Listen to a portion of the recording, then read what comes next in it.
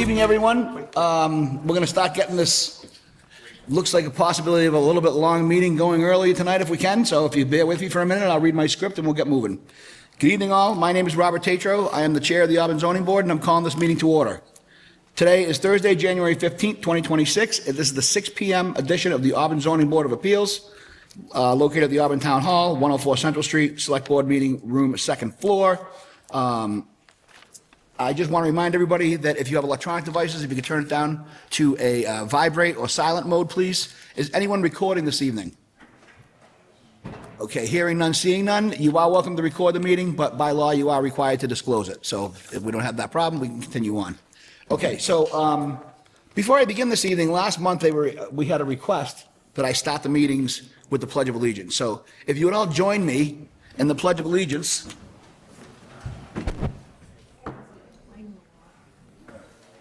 I pledge allegiance to the flag of the United States of America and to the republic for which it stands, one nation, under God, indivisible, with liberty and justice for all.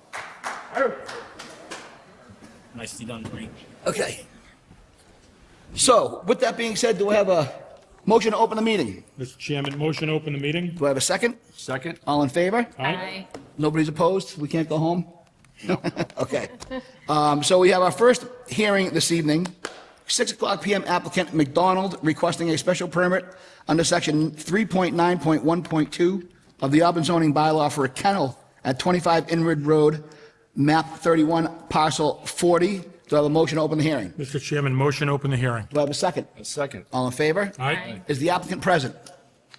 Ma'am, if you could approach the lectern. I'm the butter. I gotta recuse myself. Okay. So we have one person on the board here, Ms. Rhodes, that is in a butter, and she's going to recuse herself for this did. particular hearing. Right, thank you. Okay. Go ahead, ma'am, if you just want to go over what you have, what you're planning to do, and I'll turn it over to the board and the abutters. Okay. My name's Tracy McDonald. I'm at 25 Inwood. I'm planning a doggy daycare, no more than 25 in the full week. Dog walks and doggy daycare from as early as 6:30 to 4:35. Any questions? Okay. So I'm sure there'll probably be a lot of questions. Usually what we do is we reserve comment for the abutters first. Okay. But do I want to just get the minimum information down about number of dogs, different things like that first? Do you want to go right to the abutters? I mean, I'm with the opening brief, Mr. Chairman. I won't speak for the board, but I'd be interested in hearing the abutters. I mean, Okay. she did actually mention, the applicant did actually mention the volume and her hours of operation. But if the board has any questions they'd like to move forward, Okay. then we can certainly do it in either direction. All right, so what we'll do is we'll take it from the abutters first, and then Okay. we'll go from there. So do I have any abutters that want to speak on this particular hearing? Okay, whoever it might be, if you'd want to come up to the lectern, ma'am, you can go ahead and sit down. Okay. If you want to come up to the lectern, introduce yourself, give us your comments, and, right, if you haven't already signed in, if you're going to speak, if you could do that also, please. Yes, sir? Hello, I'm John Gagne. I live at 26 Inwood Road with my wife Pamela and my disabled daughter, 39 years old. And I'm here to inform the board of an incident involving my daughter, Lindsay. She went out for a walk, and on her way home, she was attacked by at least 4 dogs, pinned up against the car, our neighbor's car, and was bitten several times. And one bite required medical attention on her under her arm here.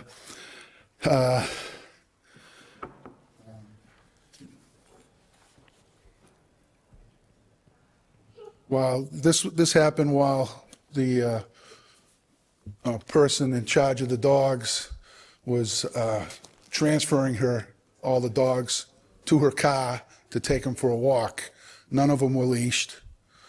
So they apparently ran down a driveway and as a pack attacked. Now, the dogs aren't very big dogs and everything, but my daughter was very traumatized. She still is. I'm here speaking for her too, because she wanted me to come up here and speak before the board, because she didn't want this swept under the rug, you know. She sustained minor bites and a puncture wound under her arm, required medical attention, and was traumatized. There is a police report filed, as well as the animal officer was present. When the police officers and the animal officer wanted to talk to Mrs. McDonald here, they had left with the dogs. And they asked her husband to see if she could come back, and he apparently called her, but she never returned. They waited for quite a while, and she never returned until they left. I'm sure the McDonald's, they really good neighbors. We have never had a problem. We live in a very nice neighborhood. Everybody gets along, but it's just too thickly settled to have the amount of dogs that she's applying for.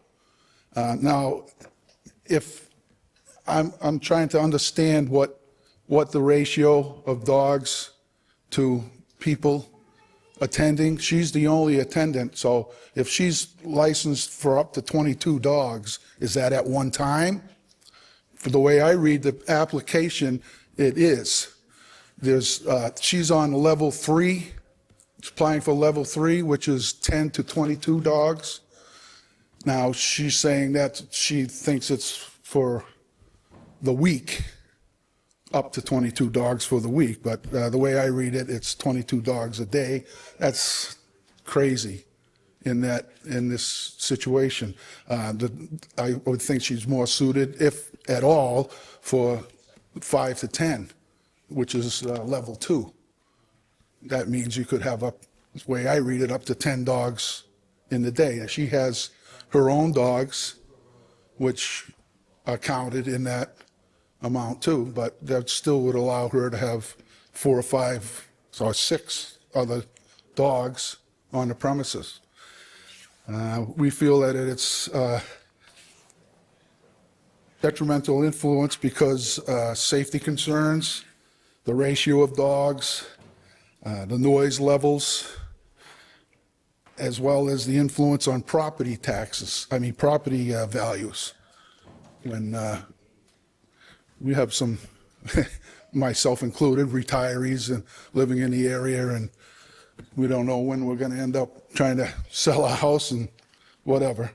But we're concerned about that, especially with the dogs, barking and that. My daughter was lucky that she had her jacket on, because they bit the one on her arm, it bit right through the jacket, but the other ones protected her somewhat. They were only small. A lot of them, we found bites after that were just nips around her legs and that, but she's was traumatized by it. She still is. She has, she's getting over it, but she's still afraid to walk down the street right now, but she shouldn't be. That's what I have to say. Thank you, sir. Okay. Anyone else? Whoever's coming up, just one at a time, go ahead and make sure you're signed in if you haven't already, and then introduce yourself. Hi there, my name's Christian Adamiak. I live at 30 Inwood Road. I live across the street from Tracy. I've lived across the street from her for about 20 years. Tracy loves pets. She loves dogs. She does the doggy daycare. I don't think the intent here is to have more than, have 22 dogs at her place a day. I think she has like maybe 7 or 8. But she does, serve a public service. There are people who work, and Tracy's kind enough to take the dogs for a walk. As a result of the pandemic, she was teaching, but she had to switch jobs. This is presently her livelihood, walking dogs and taking compensation for that. Again, I live directly across the street. She does it during normal hours. I don't think the dogs are too loud or bark or it's, any more noise difference than typical of a neighborhood. I was present the day that the unfortunate incident occurred. I'm not saying there was a dog biting or wasn't. I didn't see any.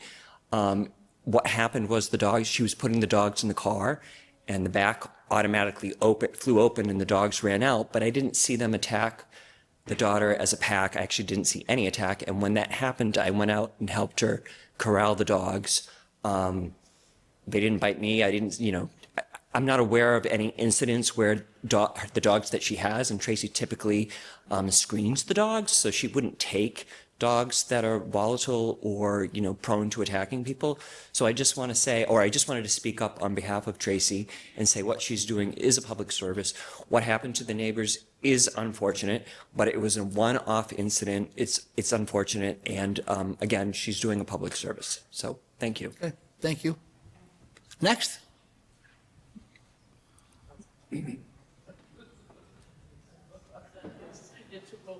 Good evening. My name is Kelly Hall. I'm a resident at 8 Inwood Road, with my husband, Matt. We've lived there for about 4 years, but I've been a lifelong Auburn resident, and what drew us to the Inwood area is just knowing how great of a community it is and how family-friendly and just a nice, quiet neighborhood it is.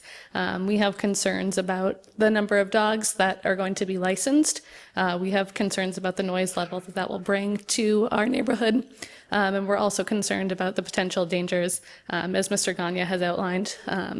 As an expectant mother, I have, concerns about walking our child down the street with the high level of dogs there, and concerned about the size of the area with the number of dogs that could potentially be licensed. As Mr. Gagne mentioned, we also have some concerns about the property value. We just moved there. We're hoping to stay on Inwood for a good long while. However, with something like that bringing increased noise to the neighborhood, we don't want to see that a shift in the environment of our neighborhood and what impact that could potentially have on future residents being interested in living in our community. Thank you so much. Thank you. Next.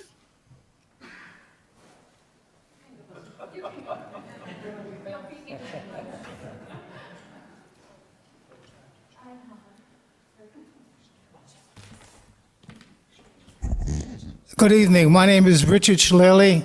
I live at 28 Inwood Road. I'm a neighbor diagonally across from the request for a kennel. And my primary objective is property value. What happens to my property? Does it go down in value? We invested a lot of money in the house and the land and the area. And that's my primary concern. I came here to get some more specifics, size, number of dogs, et cetera, so I can make a decision. But no one wants to buy a house if there's problems with dogs in the neighborhood. So if we're going to sell, that's going to be an issue. And I think we all think about that when we're ready to sell. But I'm not ready to sell yet, but I've got to get some answers, hopefully tonight, regarding to the size, number of dogs, et cetera, so we can make a decision on is it a good thing to have in a residential area. It all depends how it's controlled, size, et cetera. And I guess that's my main objective here tonight. Can you all hear me? Did you all hear? Good? Yep.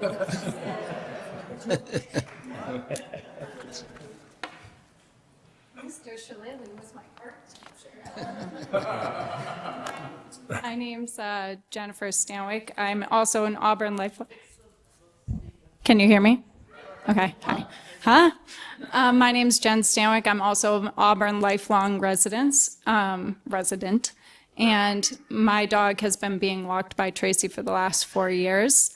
That was an unfortunate incident that happened, but like I can also attest, Tracy screens her dogs insanely well, better than any place I've ever noticed. She'll take them on a full day just to make sure and ensure that they are safe dogs, that they get along with other dogs. And to speak to property value and things like that, my neighbor, I live on a small dead-end road on Renaud Drive. My neighbor also has a kennel license. She has about, I think, 8 to 10 dogs herself. And her next door neighbor's house just sold for like triple the amount that it should have sold for. And they have dogs that bark constantly, all day long. And Tracy's don't. Anytime I've gone up to her house, it's so quiet, unless I'm picking my dog up because my dog's excited to see me. And my dog gets so excited to go there. She takes such phenomenal care of the dogs. She screens them, she takes them on walks, and I don't think Tracy would ever take 22 dogs a day. I think we would talk her out of that. But she would never do something like that. I think she normally takes he said, like 6 to 7 dogs a day, including her own. And, you know, it's her livelihood, like he also said. But she does a phenomenal job. Incidents happen, accidents occur. She took a step to remedy that problem when they came out of the car. She immediately went and bought a guard for her car in the back in the trunk, so that way the dogs can't jump out like they did that day. And she notified all of us immediately. She screens her dogs. They're not bad dogs. I can attest my dog's pretty darn cute. And, but yeah, she's a phenomenal person and a good neighbor. Like I said, I've also lived in this area my entire life. So that's all. Thank you. Anyone else? Just give us your name and address, please, ma'am, and your comments. My name is Frances LeBlanc. I live at 51 Old Cart Road, and my house is 1 lot back and 2 lots over. And I appreciate the fact that Ms. McDonald has attempted to really do a great job and is screening her dogs and all that. However, I definitely can hear the dogs in my property, and the people on one further lot down have also shared that they can hear the dogs during the day. It is annoying. I just feel bad for the people that live like even closer. And also, I find it, with the property value issue, my husband and I, Steve, who's over there, we are in a 9-room house, and all of our children are gone, and we are downsizing. We recently purchased a condo, and now we're putting our house on the market soon, and I do have concerns that the value of our property is going to go down. And I just think it's also my niece Kelly, who shared that she's expecting a baby. I would like her to be safe walking her new infant down the street. And I'm sure Ms. McDonald would do her absolute best, but accidents happen. And one accident with a child is one accident too many. And I just think if this situation could be limited, it would be the best for the neighborhood. It's a highly, there's a lot of families in the neighborhood, and I just think that it's too densely populated for this type of situation. You know, look at like the Barkwood Inn on Route 20. It's not a neighborhood. It's a place of business. It's like more set up for that type of thing. And I'm not trying to minimize your livelihood. I'm just trying to speak from my heart. And I hope that things work out. And I appreciate your time. Thank you. Thank you very much. Anyone else? Good evening, ma'am. Hi, my name is Kathy Collins. We live directly behind the McDonald's, and they're wonderful neighbors. We have no complaints other than the noise. We have a lot of trouble being outside at all when the dogs are out. They're dogs, they make noise, and there have been, I don't know how many you have, but there are 6, 8, 9 dogs out there sometimes in the summer, and if we're sitting on the deck and they see us, we have to go inside because they just can't, they're excited, it's just loud. So while there are other concerns that have been brought up that we probably have as well, that's probably one of our main ones, is that it is a very densely populated, the yard, while they fenced it in and it is 2 levels, it's a very small yard to have that number of dogs. So I think that's probably our main concern with being directly behind them. But I do appreciate what you're trying to do. Thank you. You. Next. If you just give us your name and address, please. My name is Connor Dunn. I live at 62 School Street. I've been an Auburn resident for 6 years. I have known Tracy for 5.5 of those years. She's a phenomenal, caring person, first and foremost. My wife is currently expecting. She's due in March. I have a 2-year-old son. I bring my 2-year-old son over to her house to pick up my dog 2 days a week, consistently at her house. I have no qualms about safety. I have no qualms about my wife being there or my son. In the time that I've known her, there has been this one unfortunate incident that was mentioned earlier tonight. It is very sad, it's upsetting, but I know that I've talked to Tracy about it. Not only does she have a new guard for the back of her car, she has now implemented putting a leash on every dog that's in the car, and they come out individually from the car to her house. So in the 5.5 years that I've known her that she's been working with my dog, she's never had any other incidents besides this one, and she has now taken aims to change and adjust her strategies. She is a fastidious person, as I mentioned, caring, but she stays sharp with each one of her animals, her own as well as the other ones that she takes care of. She literally knows my dog as good as I do, or better, and the level of command that she has with my dog is better than the level of command that I do. So she's as caring as can be. This is her livelihood. She is so intentional about everything that she does, and I know it shattered her when this sad incident happened, but she has taken aims to change it, and I have full faith that my family can always go over to her house at any point in time and be safe in the space with her dogs as well as other dogs. Furthermore, just to speak to Inwood in general, driving down that road, there are multiple houses that have multiple dogs. I can regularly hear dogs from other houses inside barking. So while yes, dogs outside and a number of 6, 7, potentially 8 add volume to the neighborhood, there's no doubt about that. The neighborhood is full of dogs already. And when you can hear pairs of dogs standing in a picture window inside down the hill from the road, louder than you can hear her dogs outside when I'm dropping off and picking up, there's already noise there. So I understand the complaint and the concern, but as we've touched on, there are property values secured in this town that is a dream come true neighborhood for most families, regardless. A house in that area has just sold above asking price. And I think that while I recognize that as a complaint, I think that ultimately it doesn't devalue from the neighborhood, it adds value in the fact that it's a community little spot that myself from this side of town can come to and other people can come to and congregate in the family of our dogs. So that's all I wanted to say. Thank you. Thank you. Anyone else? Yes, sir.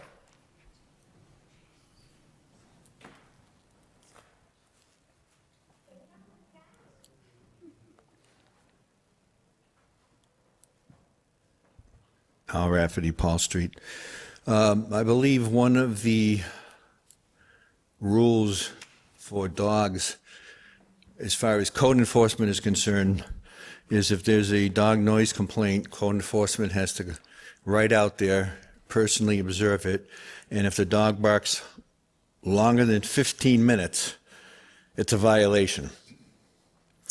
So my question is, if you're going to have a kennel's worth of dogs, how the hell are you going to control the barking for that many dogs? Now, of course, one of the problems you folks will find out is this. If you call code enforcement and they go out to observe it, and they don't personally hear it, it didn't happen. Doesn't matter what you said. They have to personally observe it, or it didn't happen. And when do they come out? The dog is barking, you call them, they come an hour later, it's too late. So once again, I'm not sure if this is a residential district, and special permits should be issued to businesses that aren't going to substantially cause light, noise, smell, traffic issues. But a dog kennel? You've got to be kidding me, really. And as far as dogs barking in someone's house, once again, you can call and complain. Has anyone done that? Have there been any complaints from code enforcement? Maybe they would care to answer that. Have you been on that street? Have there been a lot of dog noise complaints? But a dog barking in a house is quite different from walking out a dozen dogs outside, where the decibel is going to be much higher. So once again, I recommend you not approve this. That just seems to be a ridiculous kind of business to allow in a residential area. But then again, you can give it to them if you want, and you have. Okay, thank you, Mr. Rafferty. Anyone else?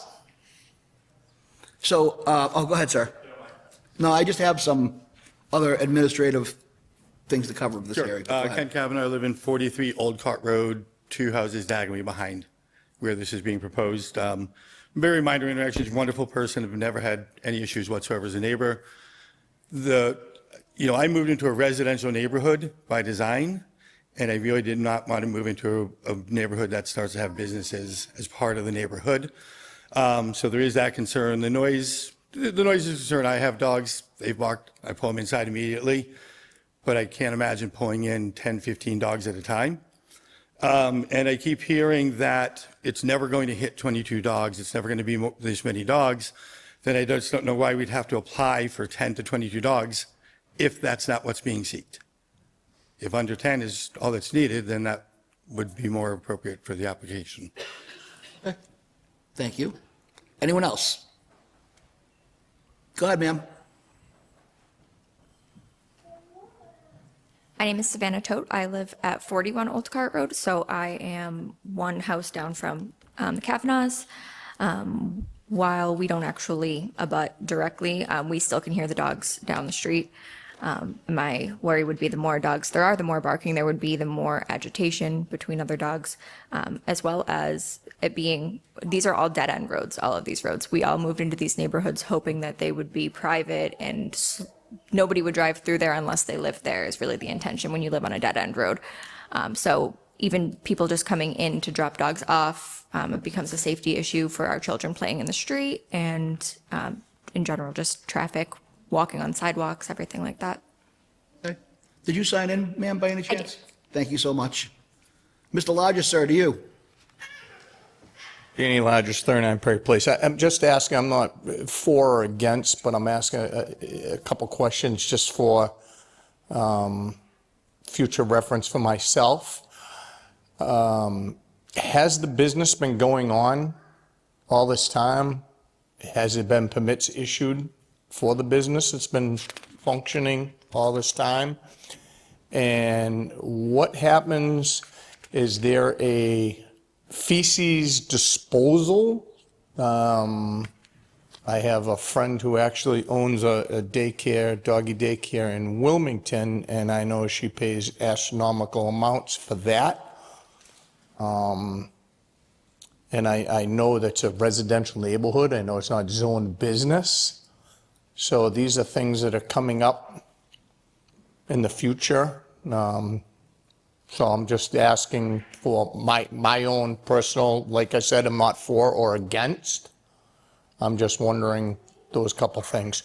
So I can't say how long this has been operating, but what I can tell you is, based on this very well-prepared report from Tanya Corbo, by the way, who was our new animal control officer, and I was very complimentary to her before this meeting began, because she wrote two very succinct and well-written reports that are unbiased and very factual about both of these particular hearings this evening. So I just want to give her credit as a new town employee and say thank you very much for being very thorough with these. The first documented incident that I have in front of me today, let's put it that way, would be December 19th of 2024. Scout, a Beagle Australian Shepherd mix, went missing while in the care of Miss McDonald. The dog was reportedly off leash at the time of the incident. I have one from May 19th, September 24th, May 19th, 2025, September 4th, 2025, November 25th, 2025, and January 5th, 2025. They aren't necessarily all incidents, but they are all, well, they are, except for the fact that we received a written letter from a resident from Old Cart opposing the approval of the kennel license. So we have those. And then also, for the record, I have to make sure that I note these, and I'm trying to make sure I find them all. We have several letters that were also submitted from people that could not attend this evening. So I have one here from Laura Keeler to the Auburn Zoning Board of Appeal, RE3 Ashworth Drive. We're on Ashworth, correct? No, we're on Inwood right now. That's correct. Sorry. Next one. This one actually is for Inwood. This one's for Inwood, excuse me. So Mr. Peter and Kathy Collins, 47 Old Cart Road, were informed by mail that our neighbors have requested a special permit under section 3912 of the Auburn zoning bylaw for a kennel at 25 Inwood Road. Our property abuts the 25 Inwood Road.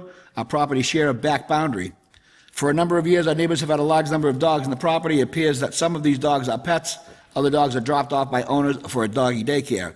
In the winter, this tends to be of minor concern. But during most months, when the windows tend to be open and we want to use our backyard, the noise is often too excessive. It is not uncommon to see 8 dogs at one time, and when one dog starts barking, the others usually join in. When this happens, our neighbors appear to show little or no sense of urgency to quiet the dogs. We like our neighbors and appreciate their desire to run this business, but we are frequently aggravated by the excessive noise. We are also concerned about how the noise might affect our property value when the time arises. Thank you for your consideration, Peter and Kathy Collins. So that was one received. I just want to make sure that I'm not missing any more. Thank you very much. One more. Again, 2 members of the Auburn Zoning Board, we are writing to formally express our opposition to the request of a special permit for a dog kennel at 25 Inwood Road, map 31, parcel 40. At present, there is already an excessive number of dogs on this property, which has resulted in ongoing and significant noise disturbances. The dogs bark frequently and for extended periods of time, often without any apparent supervision or effort by an adult to control the noise. As nearby residents, this has a direct and negative impact on our quality of life. During nice weather, we are unable to use our backyard and enjoy outdoor space due to the constant incessant barking. The noise is disruptive, persistent, unreasonable for a residential neighborhood. Adding a kennel would only intensify these issues and further diminish our ability to enjoy our property peacefully. We are very concerned for the approving of this request. We are very concerned that approving this request would exacerbate an already problematic situation.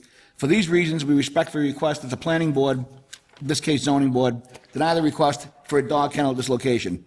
Thank you for your time and consideration for our concerns. Sincerely, Dave Juneau and Mary Beth Juneau. Okay. That was the one you covered, Mr. Chairman. Okay, perfect. Thank you. So those are the letters that we also have that were received. Are there any other abutters that would like to? So as far as I hope that answers the first part of it. So I don't really know how long this has been operating, but it has been operating apparently without a permit for some time.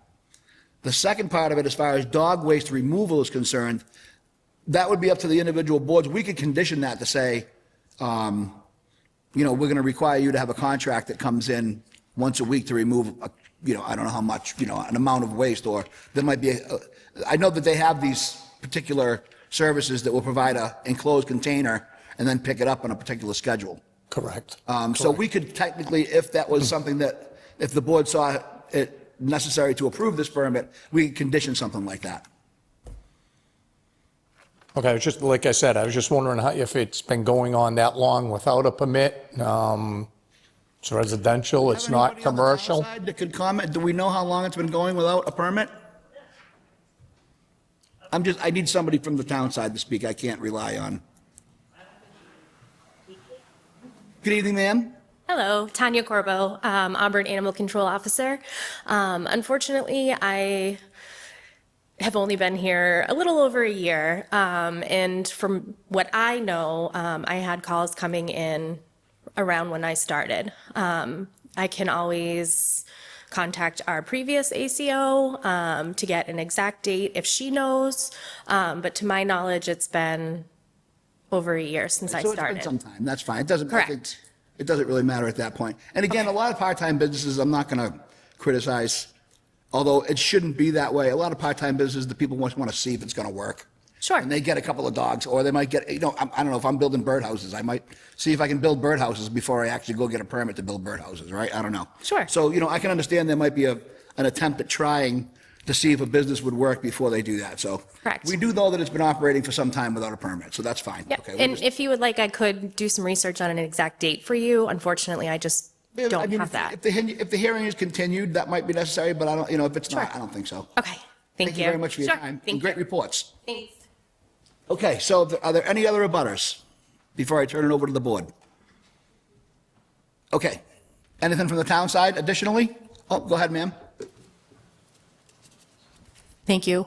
Darlene Coyle from DDIS. I just wanted to remind the board, you have 4 members tonight. One is recused. So when you go to vote, you'd have to have a supermajority. Thank you very So much. And I'll 4 explain votes. that to the applicant when we, Thank you. when she comes back up. Thank you so much. Thank you. So actually, you know what, I'll explain to it now before we move on. So what they're saying is normally if we have a full board, we could split a vote. It would be, maybe 3-2, 4-1, something like that. But because we have a limited number of members tonight that can actually vote on it, we don't have any alternates yet. The 4 of us have to vote in unison. So if one of us votes and says no on this, the measure fails. She won't get the permit. All right, so that's just the way it works when we're at a limited number.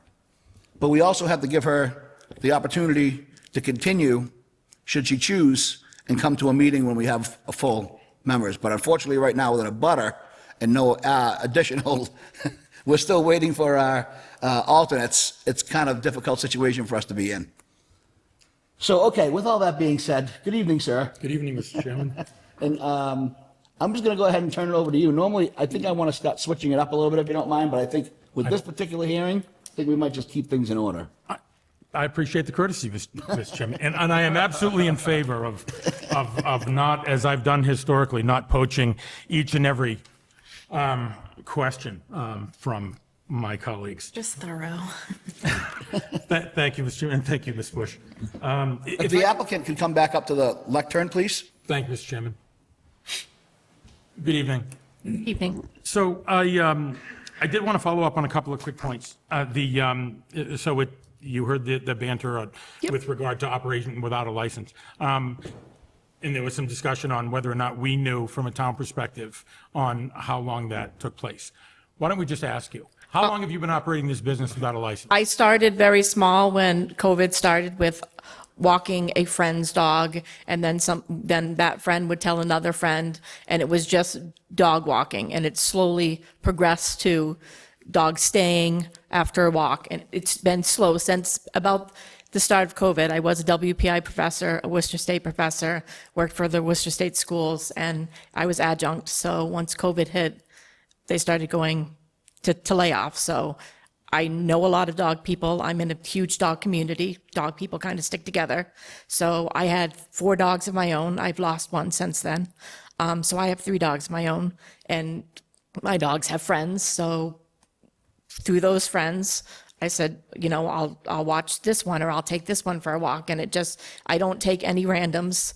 I don't advertise anything. It's all someone says, oh, Tracy walks my dog, and they like me. The dog likes me. I do a 6-hour meet and greet to screen the dogs to see if they pass in the car, if they pass with each one of my dogs, if they pass in the yard, if they pass in the house. So I do excessively screen any dog that is going to be part of my pack to make sure that they do well. When I filled it out, I guess I was confused because I checked from the 11 to 25. I will obviously never have 25 dogs in a day. Let's get to that in a moment. Okay. But I appreciate it. Okay. Thank you for that. So, and I'm not trying to drag this point around, but since COVID, since that time when you started doing that, was it out of courtesy for friends, or were you actually getting paid? It was started as a courtesy to friends, and then months and years into it, it started becoming a business. So 4 or 5 years? Yeah, around. Very small start.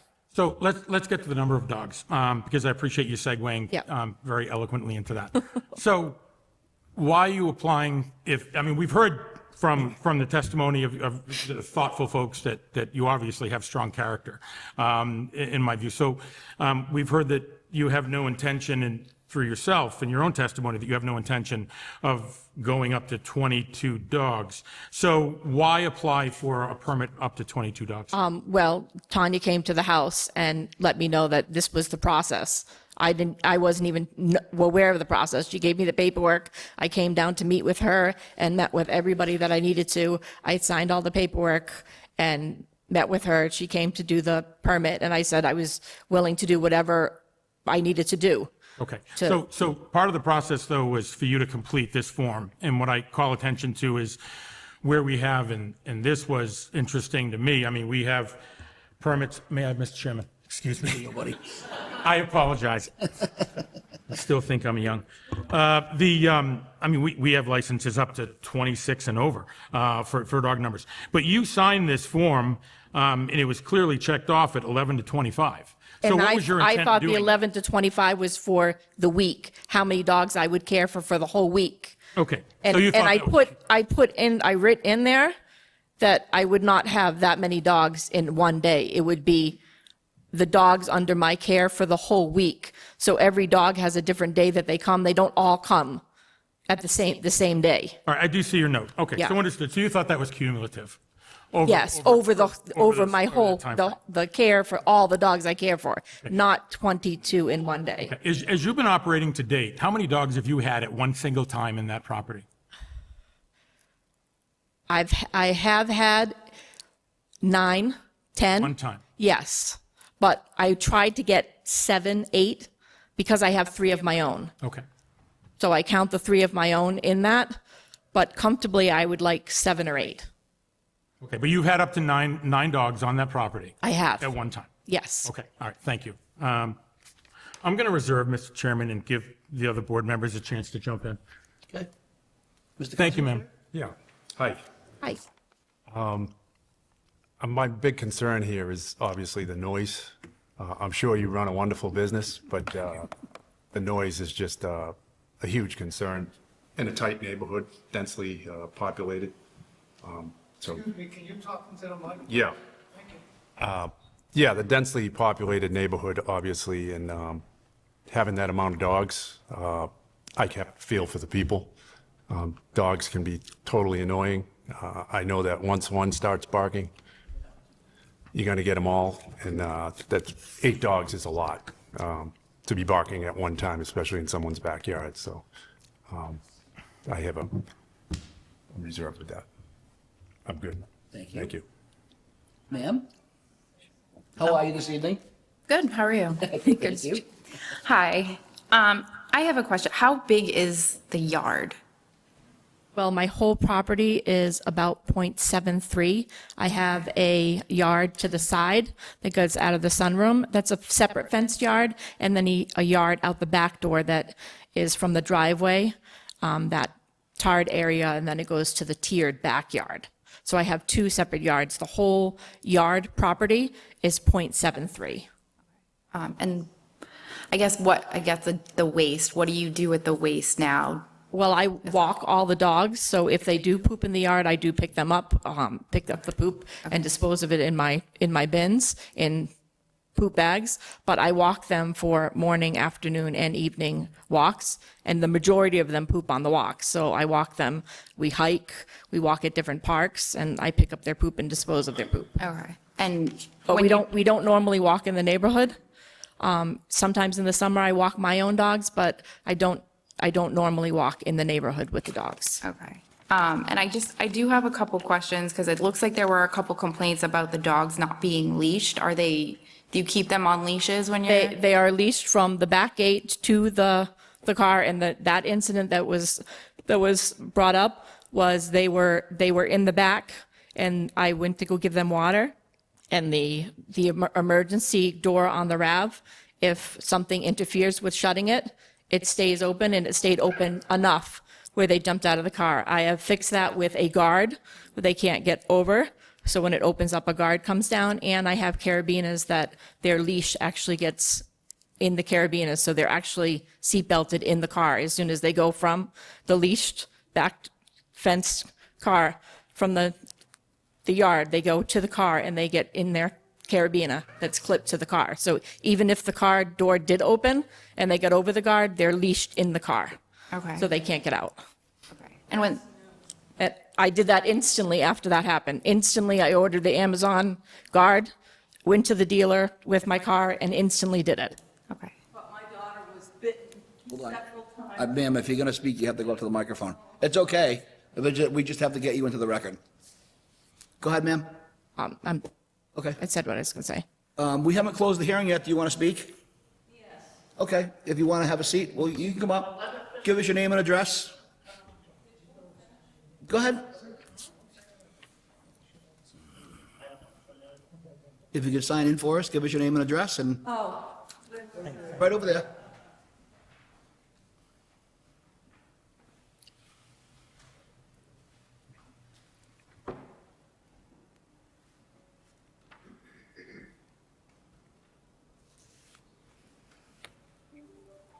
I'm Pam Gagne, and I live at 26 Inwood Road.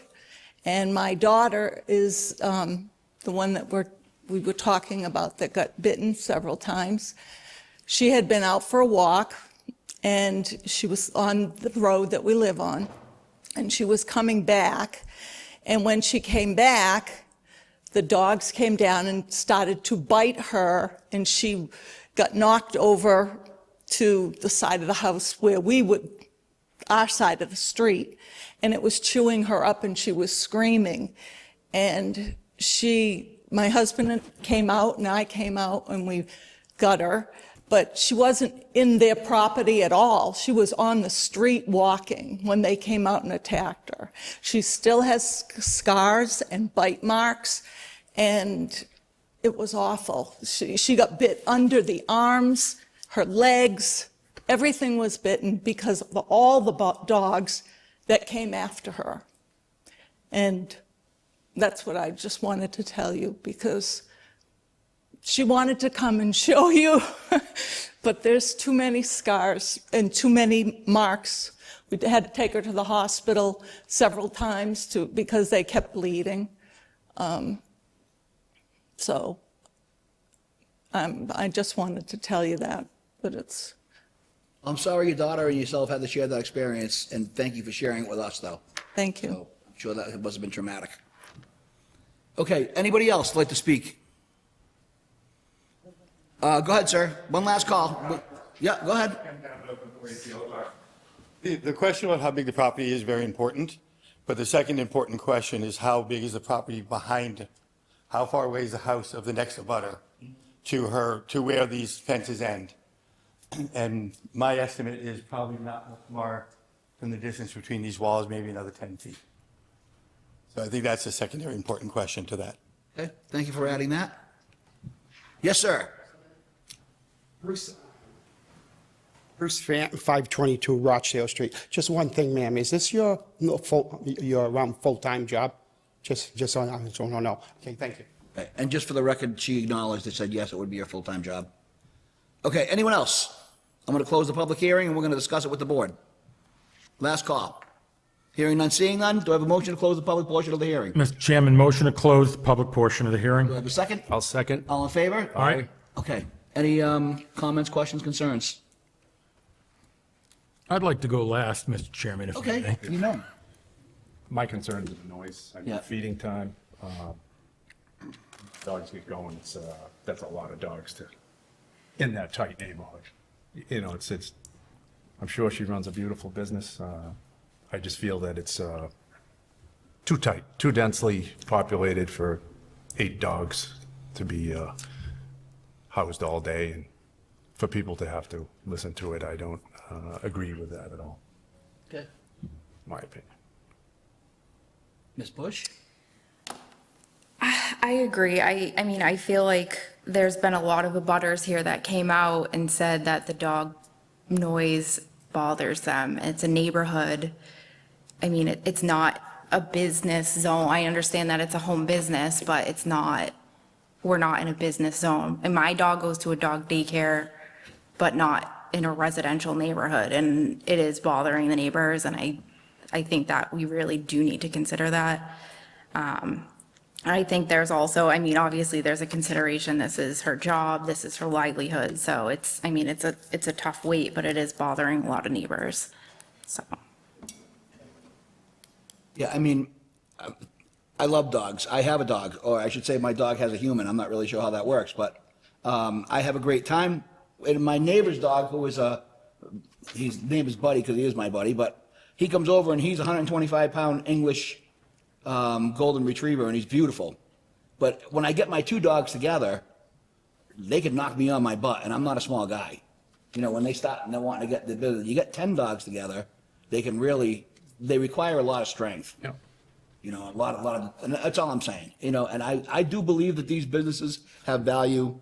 And I love the fact that they could even be in the neighborhood if they were serving the neighborhood dogs, right? So if you had 6 or 7 abutters that were going to work and leaving their dogs with the neighbor, then they all come home at night in the same houses, and that's probably a good thing. But when they come from the outside, I think we're adding to rather than complementing.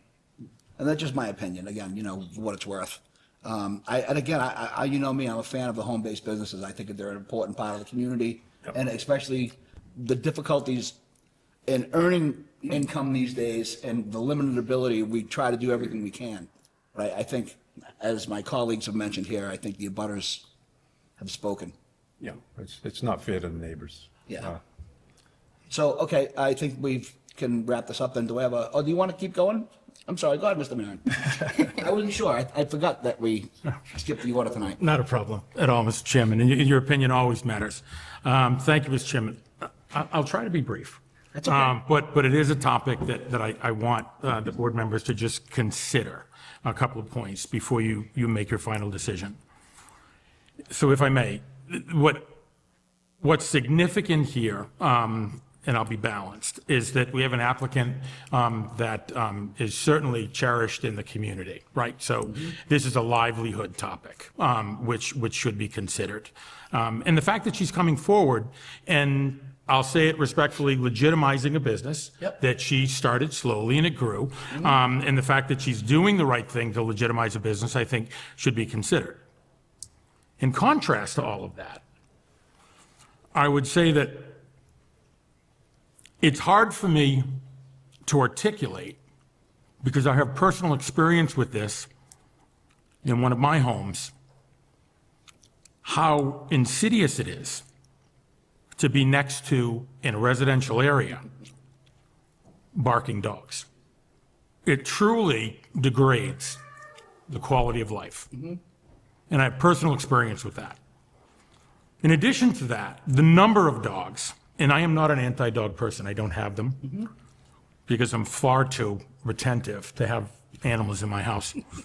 But it's because I want to be delicate. I appreciate the fact that this means a great deal to folks. They're a family member to them. But for someone to have a quality of life and right of use in their own property to be affected daily by a business like this in a residential area, to me, is egregious. I don't know why, and quite frankly, I agree with all the comments that you shared with the with our dog officer. Dog officer? Animal control. Animal control, excuse me, who is extremely talented. But I'd like to know why we even consider in a non-business zoned area up to 26 dogs for a business. And so for all the things that have been considered, I would not, for quality of life, give this business to the neighbors. Thank you, Mr. Chairman. Thank you. Okay, well, I think we've had all the discussion we need then. So is there a motion on the 6:00 PM applicant McDonald requesting a special permit under section 3.9.1.2 of the Auburn zoning bylaw for a kennel at 25 Inwood Road, map 31, parcel 40? Mr. Chairman, I'll make a motion to deny. All right, we have a motion to deny. Do you have a second? I'll second that. All right, so we'll do a roll call vote. Mr. Maron? Deny. Mr. Cussy? Deny. Ms. Bush? Deny. And I'll vote to deny. Thank you. You can follow up again with the Board of, with the Department of Inspection Services. You can't reapply for, I think is it a year? 2 years, correct? And again, we have a sort of a mantra on the board that we like to promote vigorous business district, vigorous business in the business districts, but we have to maintain the integrity in the neighborhoods as well. And that's kind of important to us. So for that reason, we had to deny it. Okay. Do I have a motion to close the hearing? Mr. Chairman, motion to close the hearing. Do I have a second? Second. All in favor? Aye. Okay, so if you folks want to, from this one hearing, if you're sticking around for the second one, please feel free. If not, if you want to head out, we're going to give you about 5 minutes in between. And can I get a 5-minute recess? Mr. Chairman, a 5-minute recess, please. All in favor? Aye. 5-minute recess. Okay, do I have a motion to What come is out interesting? I don't of recess? Mr. Chairman, motion to come out of recess? Do I have a second? Second? All in favor? Aye. Okay. So we are back to having a five-member board, and we are going to start the 6:05 PM applicant Jared Webb, bless you, requesting a special permit under section 3.9.1.2 of the Auburn zoning bylaw for a kennel at 3 Ashworth Street Road, is it Ashworth Street or Road? It says both. Map 52, parcel 15. Do I have a motion to open the hearing? Mr. Chairman, motion to open the hearing? Do I have a second? Second. All in favor? Aye. Is the applicant present? Hi, if you can come up to the lectern and give us your overview, and then we'll turn it over to any abutters, and then you can answer the questions of the board. Good evening. How are you? Good, how are you? Good, thank you. I am Tish Webb. This is my husband, Jared. I will be doing the speaking. We applied for a kennel license because we now have 5 dogs. We had 4, but I had a litter and we kept 2 of the puppies. That math doesn't math. We had 3, and then we kept 2 puppies, and now we have 5. Like the math isn't mathing. But in parallel, as of probably June or July last year, we opened what's called a sniff spot. And it's the shtick behind it is it's a private dog park. So the people rent your yard. It's only for them. My dogs are put away. We don't go in the yard. They have to clean up after themselves. And we didn't recognize that that needed a business license as well. So that's how this all got wrapped in together. Do we have any abutters that have any questions, concerns, or would like to speak on this particular hearing? Yeah, abutters come up now if you'd like. Oh, yeah. Well, so what you do, you have to speak through the chair. So if you can come up, sign in, you can actually direct them to me, and then they'll come back up and answer them for you.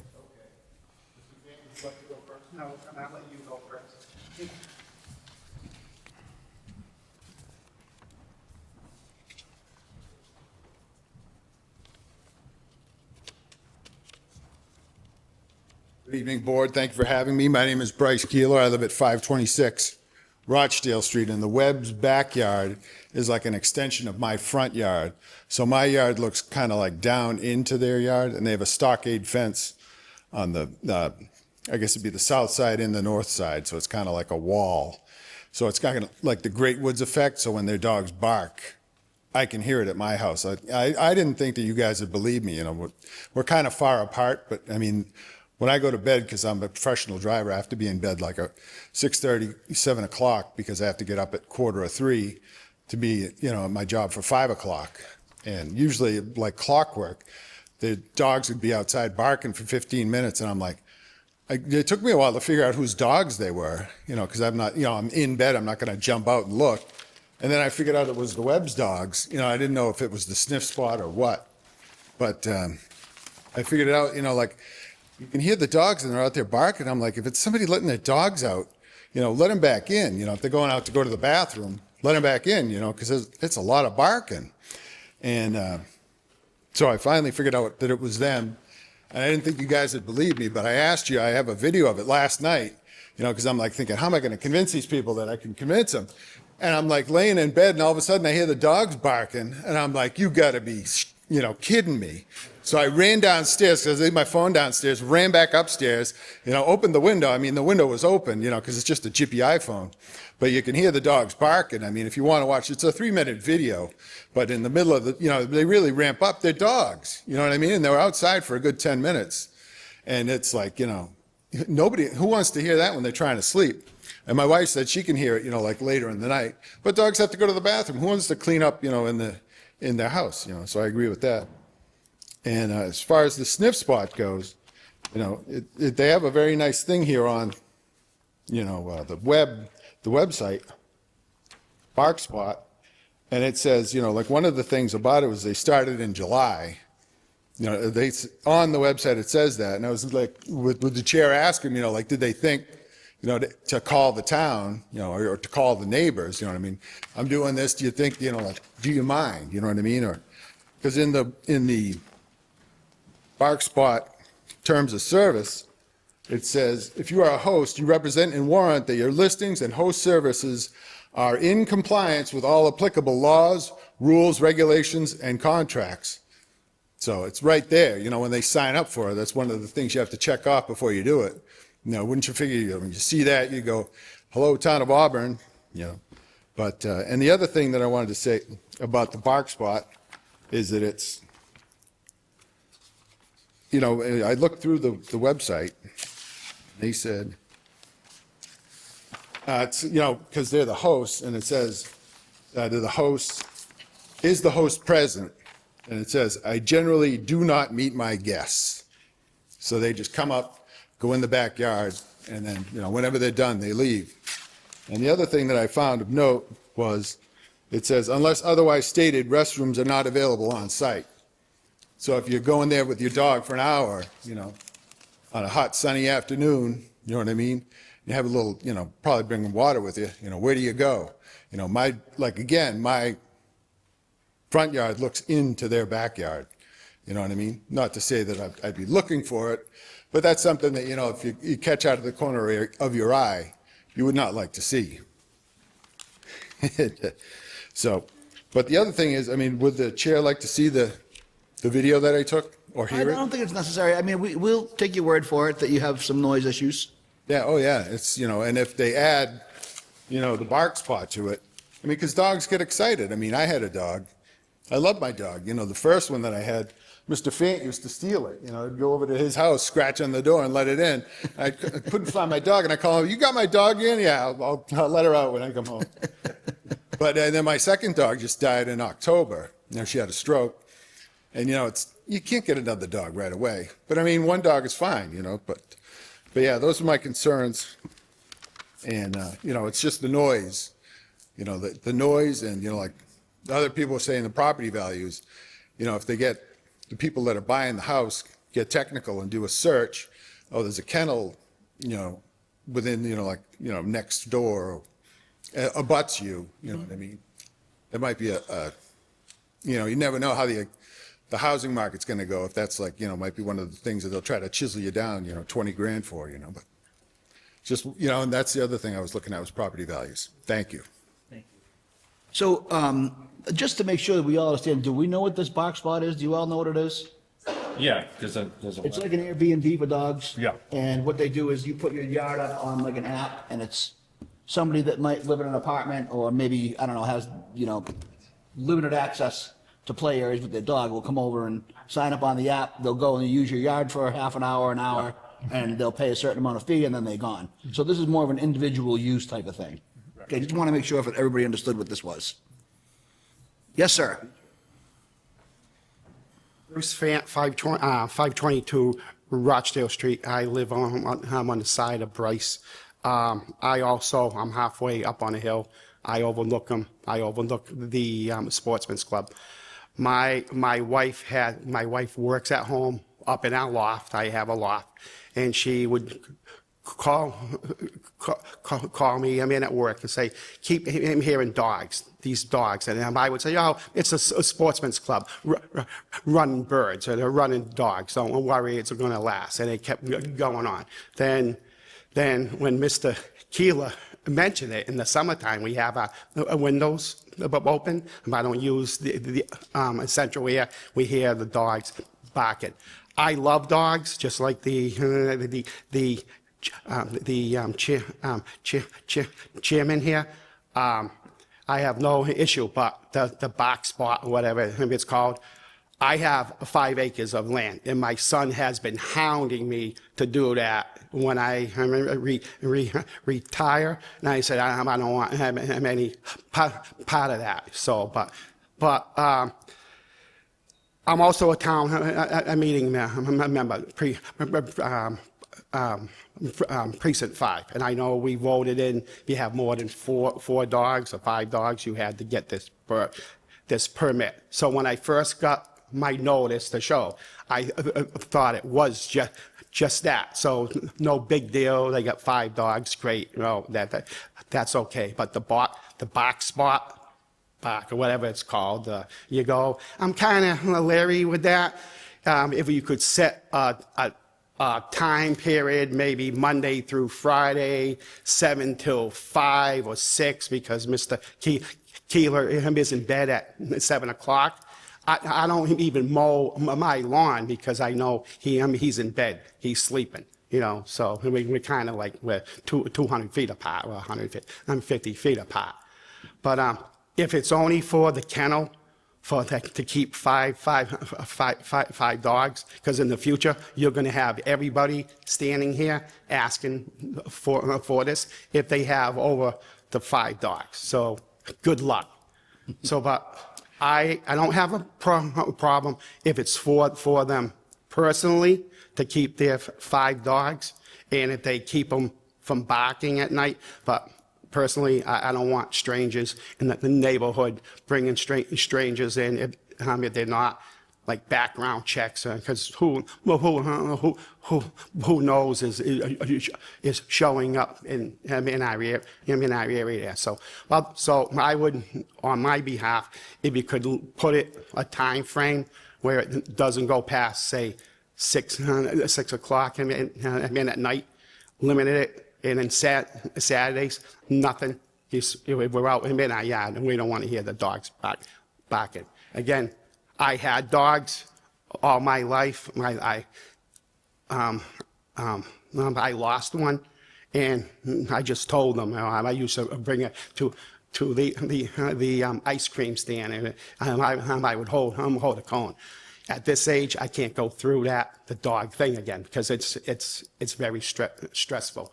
So that's all I have, but if you could please limit it. If it does go through, limit it Monday through Friday in a time period, so in the summer we can enjoy our yard. I actually sit on my front porch because I have a view.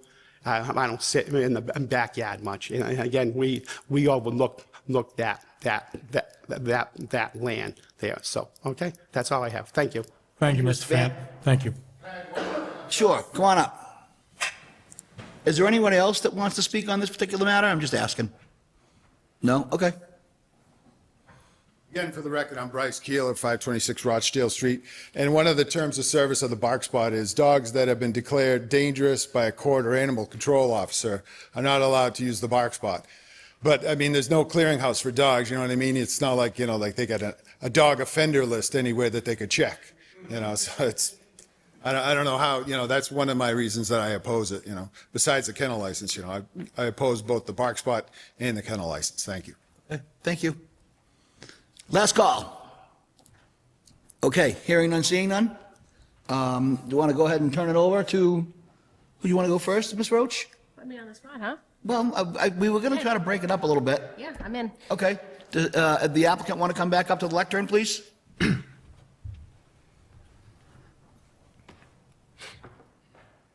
So I guess my first question would be, can you just tell us on the average, I know you said in your brief that you don't allow more than 5 dogs in 3 vehicles, but how often are you doing this? Is this every day? Is this once a week? Is this twice a week? How often has it been rented out?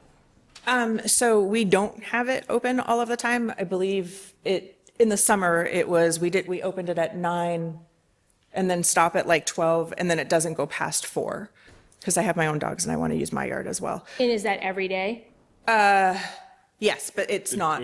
It depends on when it's filled. Mhm. We could go a week without any dogs. We could go Okay. 2 weeks without any dogs. I will say in the summer, it's more regular because we do allow them to use the pool as well. People like getting outside with their dogs that don't have space to use and not like to go to a dog park where there could be aggressive dogs. They would like to go to a private spot. That's why it's called a sniff spot. It's not a bark spot. It's where you would go and have a private spot, just to enjoy your time with your own dog. Do you do it in the winter? It's open now, yeah. We do, It is. Okay. Have one regular We have lady. 2 or 3 regular ladies. Yeah, that like to come. I think one's a lunch lady, and she comes after work. She has 2 rescue dogs, and she comes and she'll run our yard for like 3 hours at a time. And she just sits out back and reads a book, plays on her phone, and their dogs are quiet. If they bark, it's because they're happy and she's throwing them a toy. I will say the sustained barking is my dogs, and I didn't Yes. realize they could hear it. Yes.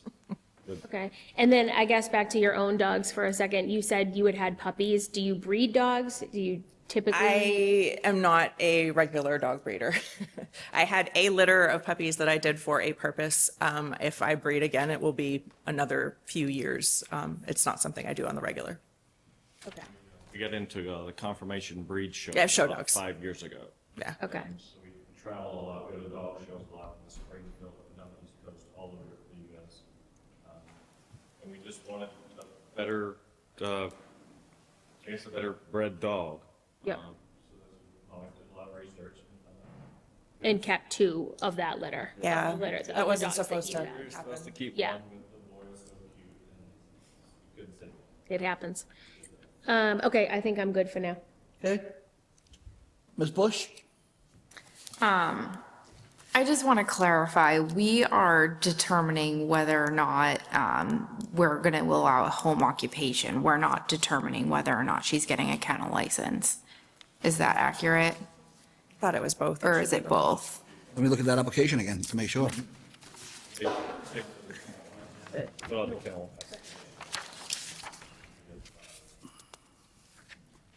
The application says a special permit for a home occupation. Hang on. I have our paperwork. Oh, yeah, 3912 home occupation. Okay, hang on. If you would like, I can clarify that. Tanya Corbo, Animal Control.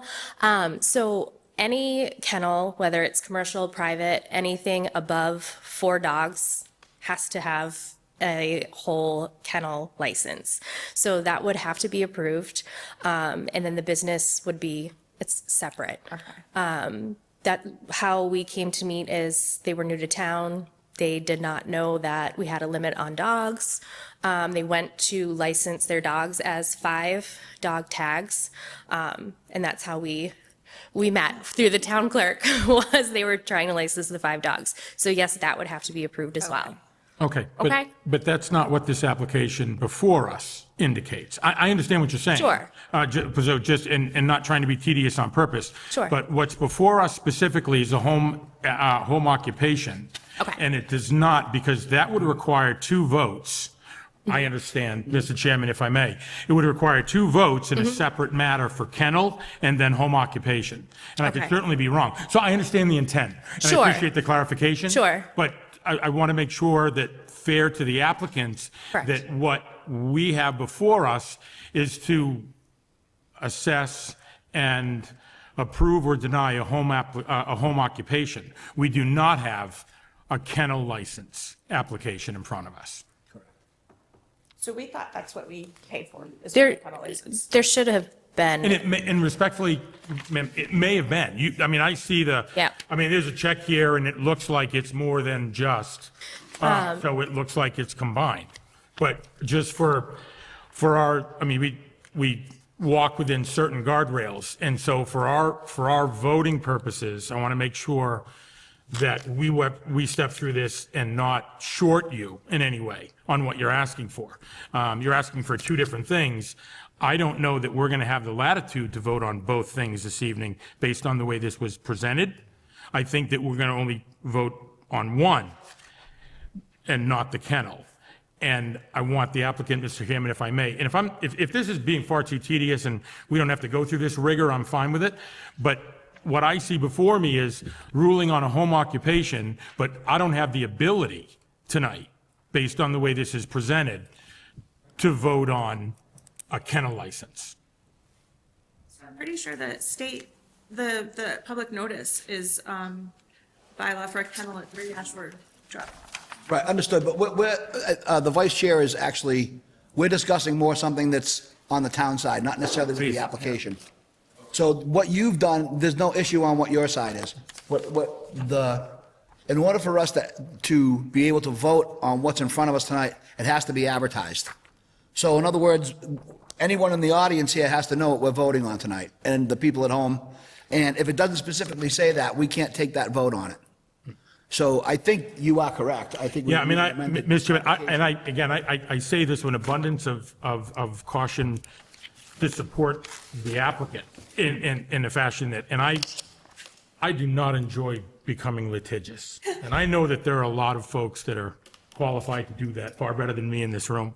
But I want to be, in fairness for what they're trying to achieve, I don't think we have the ability to do that based on the paperwork in this application. So I'm suggesting that there may be a technical challenge to what your intent is to vote on both. I think we can only vote on the home occupation this evening. How was it advertised, do we know? It's advertised, I have the announcement, it's advertised as a kennel license. And if I'm honest, I care more about the kennel license than I do the sniff spot. They're my pets. I'm going to refer to the town on this. Yeah, because maybe I'm blowing this out of proportion. Maybe the home occupation, because it has to incorporate the kennel license, is one and the same. But I don't read it that way in my naive view. I read it as one part of two. So if they are combined inherently in this language, then I'm fine. But if they're not, I want to be fair to the applicant to give them an opportunity to submit for both. Can we seek some clarification on that, town side? Clarify on that. So there was an issue when it was very busy upstairs, and I went downstairs and I copied this application. And I went downstairs and copied it, scanned it first and copied.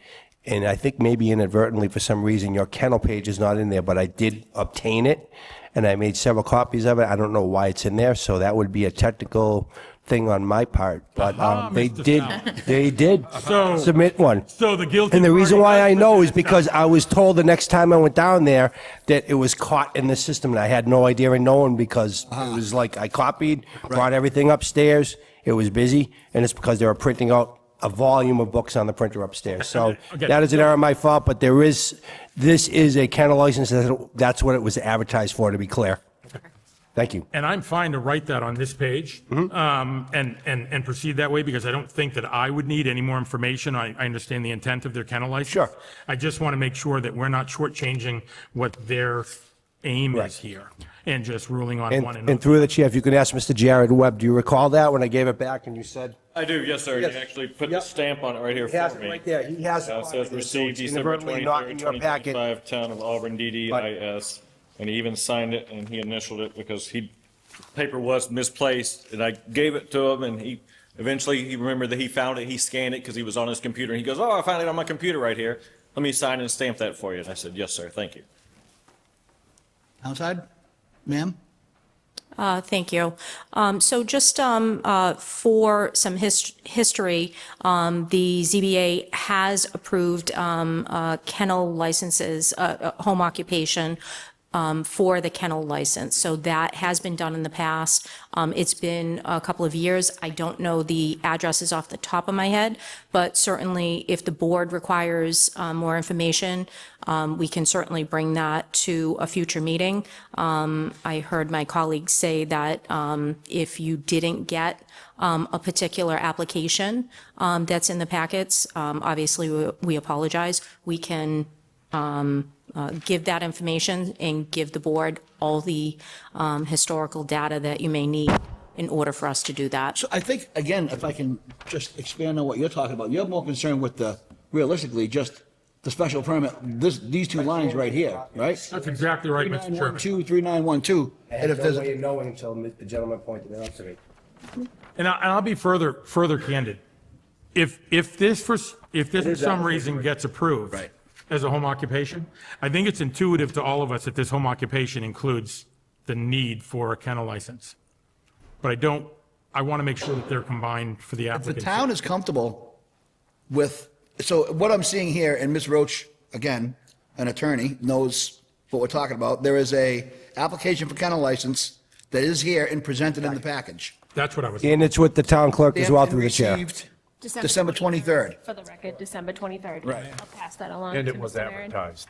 And it was advertised? That's what I care about. So I'm comfortable with moving forward with a full hearing with all the information that we have, as long as the town side is comfortable doing the same.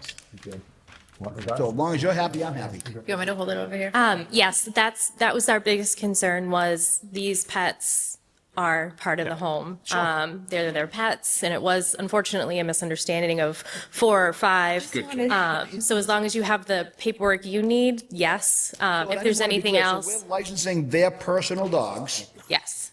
5 dogs, they all own those dogs, and that is what the kennel license would be for. And then, in addition to, it would be the, what do they call it again? Sniff spot. Sniff spot. Yes. Which is the Airbnb for dog yard rental usage. Yes, correct. Okay. So, Ms. Chairman. That's the home to occupation further part. clarify, single vote on that application, both purposes. Correct. They can't be split. They don't need to be split. Okay. Mm-hmm. Okay. Do you want to have a split vote? I do, Okay. personally, yeah. I'm fine with whatever way you want to do it. I mean, I think as long as it's advertised, we're covered in terms of a neighbor or anybody saying we didn't follow protocol. But in my opinion, there's two different issues here, and I'm okay with one and not with the other. Which one are you okay with? Which one are you I'm not? fine with the 5 dogs in their house, fine, great, that's their dogs. Okay. But I'm not fine with a residential neighborhood being used for commercial use at the expense of the neighbors. No, sorry, yeah, that's a no for me. Did you want me to answer that question directly? Well, I mean, I think we'll just go ahead and bring it over to the board for discussion. We're at that point now anyway. It certainly would. If the applicant has anything to add, I want, in all fairness, to give them every opportunity. So before we close the public portion of the hearing. Yeah, I don't think I think it's my dogs that are bothering them, not the sniff spot people. Again, I had no recognition. We live on 2 acres. Our neighbors have never complained. I thought they couldn't hear, but now that I know, I will be much more diligent. It's very often, like they say, at night, they go out, there's coyotes that prowl our fence line, they go out and yell at the coyotes. I will make sure that that's not an issue for them anymore. But the sniff spot people, those dogs are incredibly quiet. They do not bark because I'm home working as well, and I would go out and yell at them. And to address some of the concerns, the reason I say that I don't meet my people is there are many that they just want their own space. They're not dangerous dogs or dangerous people. They just don't want strangers around. So that's kind of the whole premise of the sniff spot, is to give them a safe space to hang out and to run and enjoy being a dog without having to worry about strangers interfering with them. Yeah. And Sniff Spot does insure us. They do vet their people. They have a rating system, so if the people are problematic, it's reflected by the Sniff Spot hosts. So it's So pretty you can give innocuous. feedback from, like an Uber. You can give feedback. They leave us feedback, we leave them Person feedback. came home, didn't behave, left a mess, whatever it might be. Yes, Exactly. yes. And I have to rate them before I can see their rating, so my rating is unbiased by how they rated me. Okay. It's kind of like eBay, where you pick your sellers based on their Yep. stars. It's kind of the same thing. So that's how you screen your people? Sniff Spot screens them for us. Sniff Spot. It's part of the business. Mr. Fant brought up a good Oh, it's great. It's, Good point. I do not, thank people coming into the. I share similar beliefs. I didn't want random strangers that are I think- horrible people coming into my yard. Yeah, I But they are screened by Sniff Spot. And we really have, and as it tends to with these Sniff Spots, is you develop a regular. I have a guy that still reaches out to me, even though he's not bringing his dog because his dog likes the pool, but he checks in to say hi and he can't wait for the summer. So it's like you build a little doggy culture, I guess. But if I'm perfectly honest, I don't care about the business. I just care about the kennel license. It warms my heart and I enjoy being able to give a space to dogs. But if it's problematic for the neighbors, that's not worth it. If I could follow up on one Yes, point please, that go the right applicant made, not to belabor this, but you said something that intrigued me. So I think it's really thoughtful and courteous to hear the neighbor and address, from a barking perspective. No, I'm terribly sorry. How, with 5 dogs, how do you stop them from barking? They listen to us. They're well trained. Call them inside. And we'd bring them inside. Bring them inside. And they stop barking inside? We'll give them cookies. They're happy dogs. Thank you, Mr. Chairman. Nothing further. Anyone else? Thank you. Ms. Bush? I don't have anything else. Final, Ms. Roach? Nope. Okay. So, do you want to address each one individually? If I may, Mr. Chairman, we'll close the public portion of the hearing. Yes, absolutely. When they were calling their dogs last night, they were barking. Yeah, we're not going to have you shout out, sir. That's okay. You have to go up to the microphone. They can't hear you being recorded from the gallery. No, just to refute Ms. Webb, not to say that your dogs aren't well behaved, but last night she called them in and they were barking for another minute or two after that. It's not, they're dogs. We do have a lot of wildlife around there, so it's, I'm glad you brought that point up because I do have it, the video shows that, but if you don't want to see it, you don't want to see it, but they were barking after she called them in. Thank you. Thank you. And just to be clear, can I have the animal control person again? I'm so sorry to bother you. Before you begin, Mr. Chairman, because I butchered it twice, can we please ask this gentlelady to give us her title just one last time so I can remember it? Please. Tanya Corbo, Auburn Animal Control Officer. Animal Control Officer. Correct. So she was an officer. Correct. I love to be correct. Sorry. Thank you, Mr. Chairman. Thanks for indulging. What is the rule for barking dogs? Is it 30 minutes? Is it an hour? Is it 20 minutes? How does that work before Sure. a neighbor can file an official complaint, let's say? It is tricky, like others have stated. When we do get the calls, if it's after hours, we have sometimes the police department come down. Unfortunately, off hours is when the town hall is closed. Sure. And it's not considered an emergency call, which is who is on. Right. So we have had police officers go. They typically, it's about 15 minutes of consistent barking. It is, like someone stated, hard to prove. Some people do record for the solid 15 minutes as evidence. I have not had a complaint come in to our department about their dogs or barking, so I do apologize. Typically, it is a conversation. I feel like more than 50% of the time when there are barking dogs in a neighborhood, you just go and address them, and half the time these people are mortified, saying, I had no idea, I'm so sorry. And then, of course, there's the other half, that is the reason why neighbors have to record, because it is ongoing. Unfortunately, it is a tricky thing. We don't want neighbors or dog owners to, have that going on. So it's it's a gray area that we really do try to help both sides. And I do have to say, fortunately, most of the time it is a conversation. When we have to start going out more often, and we have to start citing them, things usually do change pretty fast. Thank you. Thank you. If you want to add, and that's perfectly fine, we're not closed yet, but I if you- genuinely don't know if this matters, but the barking is 3 dogs. My dogs don't all go out together. It's 3 dogs. So it's not a factor of numbers. It's a factor of who cares more about the coyotes. So it's not because I have 5 dogs. It's because I genuinely didn't recognize how far the sound traveled. And I am mortified. Did we get all the information that we needed to gather, you think? I believe so, Mr. Okay, Chairman. do I have a motion to close the public portion of the hearing? Mr. Chairman, motion to close the public portion of the hearing. Do I have a second? I'll second. All in favor? Aye. Okay. Around the horn, who do we want to start with? What do you think? Yeah, I mean, I don't have an issue with them having 5 dogs at their house. They're obviously, they care about their dogs. They're definitely dog people.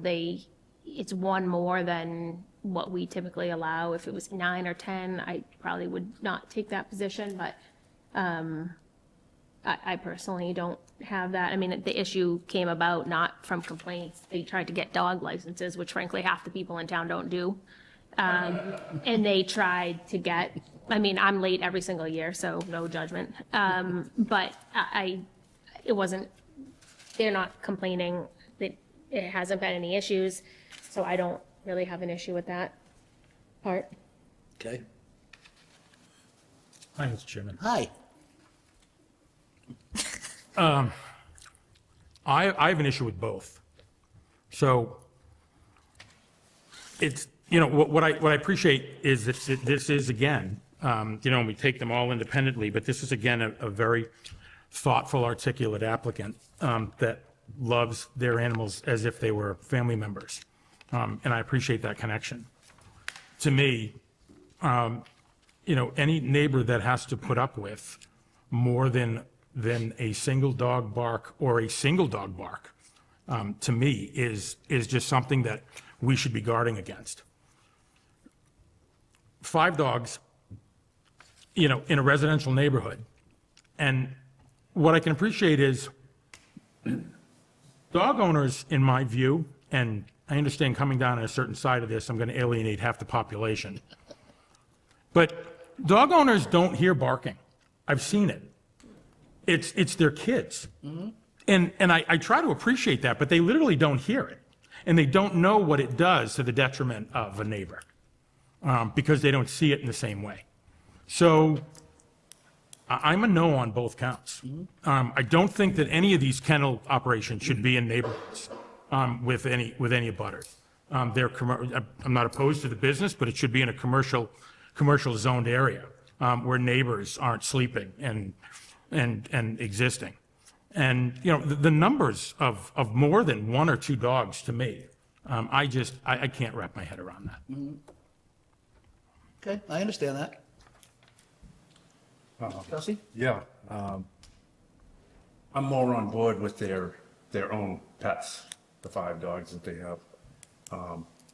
One reason I could go along with it is the location, the large lot. I know it's spread out. You have the noise for the neighbors is just is hard. 5 dogs barking, but now that they're aware of their neighbors' complaints, I could be a little more on board with the personal dogs. But as far as the business, that bringing more dogs in, I would not be in favor. Ms. Bush? I know, I think I'm on the same with Mr. Cussy and Ms. Roach. I'm okay with the personal family dogs, but yeah, the business and having other dogs come in, I think, doesn't belong in a neighborhood. Okay. I think I'm the one standout, to be honest with you, because I think they're both kind of cool. And I'm going to tell you why. So I think in this particular case, these are all 5 pets. I don't think they're breeders. And I think they said, they didn't anticipate having a litter. They didn't anticipate having 5 dogs. They fell in love with a couple of other ones, and here they are. So I don't think we should restrict, if it was a kennel, I would say, well, geez, you probably have to move along with a couple of those dogs, right? I mean, but I see this as more of a family pet situation. And as far as the sniff box, what do they call this thing again? Sniff spot, box spot, I don't remember, whatever this thing is called. I thought it was bark box. I was confused between the two. So That's different. that's the difference. That's the delivery of dog stuff, right? Okay. I know there's a whole bunch of dog stuff these days, but my point is, my dog does not do well at a dog park. For some reason, it doesn't go well. Yeah. She doesn't like other dogs. Other dogs don't like her. And if I could, and I do use my neighbor's pool to I take care of their dog. So I'll go sit at their pool. The dog will run around, play. I'll throw the ball in. I sit and listen to my phone, and it's a great time for 2 hours. She gets her exercise. I watch, her have her fun, and we go home. I mean, I do see the value in all the whole thing. And again, going back to the idea that creativity in small business is kind of essential these days. If we could limit it to where, it's obviously a schedule. So if you sign up on this thing and you say, I'm going to be there for 2 hours, that 2-hour block is taken up. So then the next person can't move in until after that happens. So if you limit it to, say, 8 to 5, Monday through Friday, half a day on Saturday or something like that, and then it does have a benefit. Again, I'm going to vote whichever way the board goes, that's fine, but I just try to put my own position on it. I think it's kind of an interesting service. For conversation's sake, Mr. Chairman, I'll indulge you. I agree with you. I greatly appreciate the creativity. Never heard about this business before, and I have great appreciation for having property, right? So someone that has property that can put to a useful use. It's not my cup of tea, but at the same time, those that have an affinity to have these pets, it's a great use for that land. I do know the neighborhood. I have seen it from the view of Mr. Fant's home, which is absolutely beautiful, and it is absolutely conducive to that kind of activity, quite frankly. My objection is that other people sleep there. Sure. And I say this not with a heavy hand, but any earnest, thoughtful, decent dog owner that tells me that they can control when their dogs bark and don't bark, it's because they don't hear it. I can tell you that I can control my dog from barking, and I do it. And I can tell you how I do it every day. She'll walk outside, she'll bark once at 5:30 in the morning, and I just go, I literally have trained her. I go, no barking. She'll shut up the entire time she's out there. Is that, you know that I trust what you say. Yeah. And as admirable as that is, I'm the guy that heard it at 5:30. You heard it. Just once. One bark. Just once. I get it. And so, what I'm painting, and I'll end on this, Mr. Chairman. I'm painting a picture that is not going to be favorable to half of the population. I am not anti-dog. There are many things that No, I'm not anti-dog. At times, I am quite anti-dog owner. I'm teasing. Because there are irresponsible owners, but I don't see the creativity in the business is certainly a very strong point. These are certainly honest, thoughtful people, and I wouldn't want to impede on their ability to earn with a creative business like that.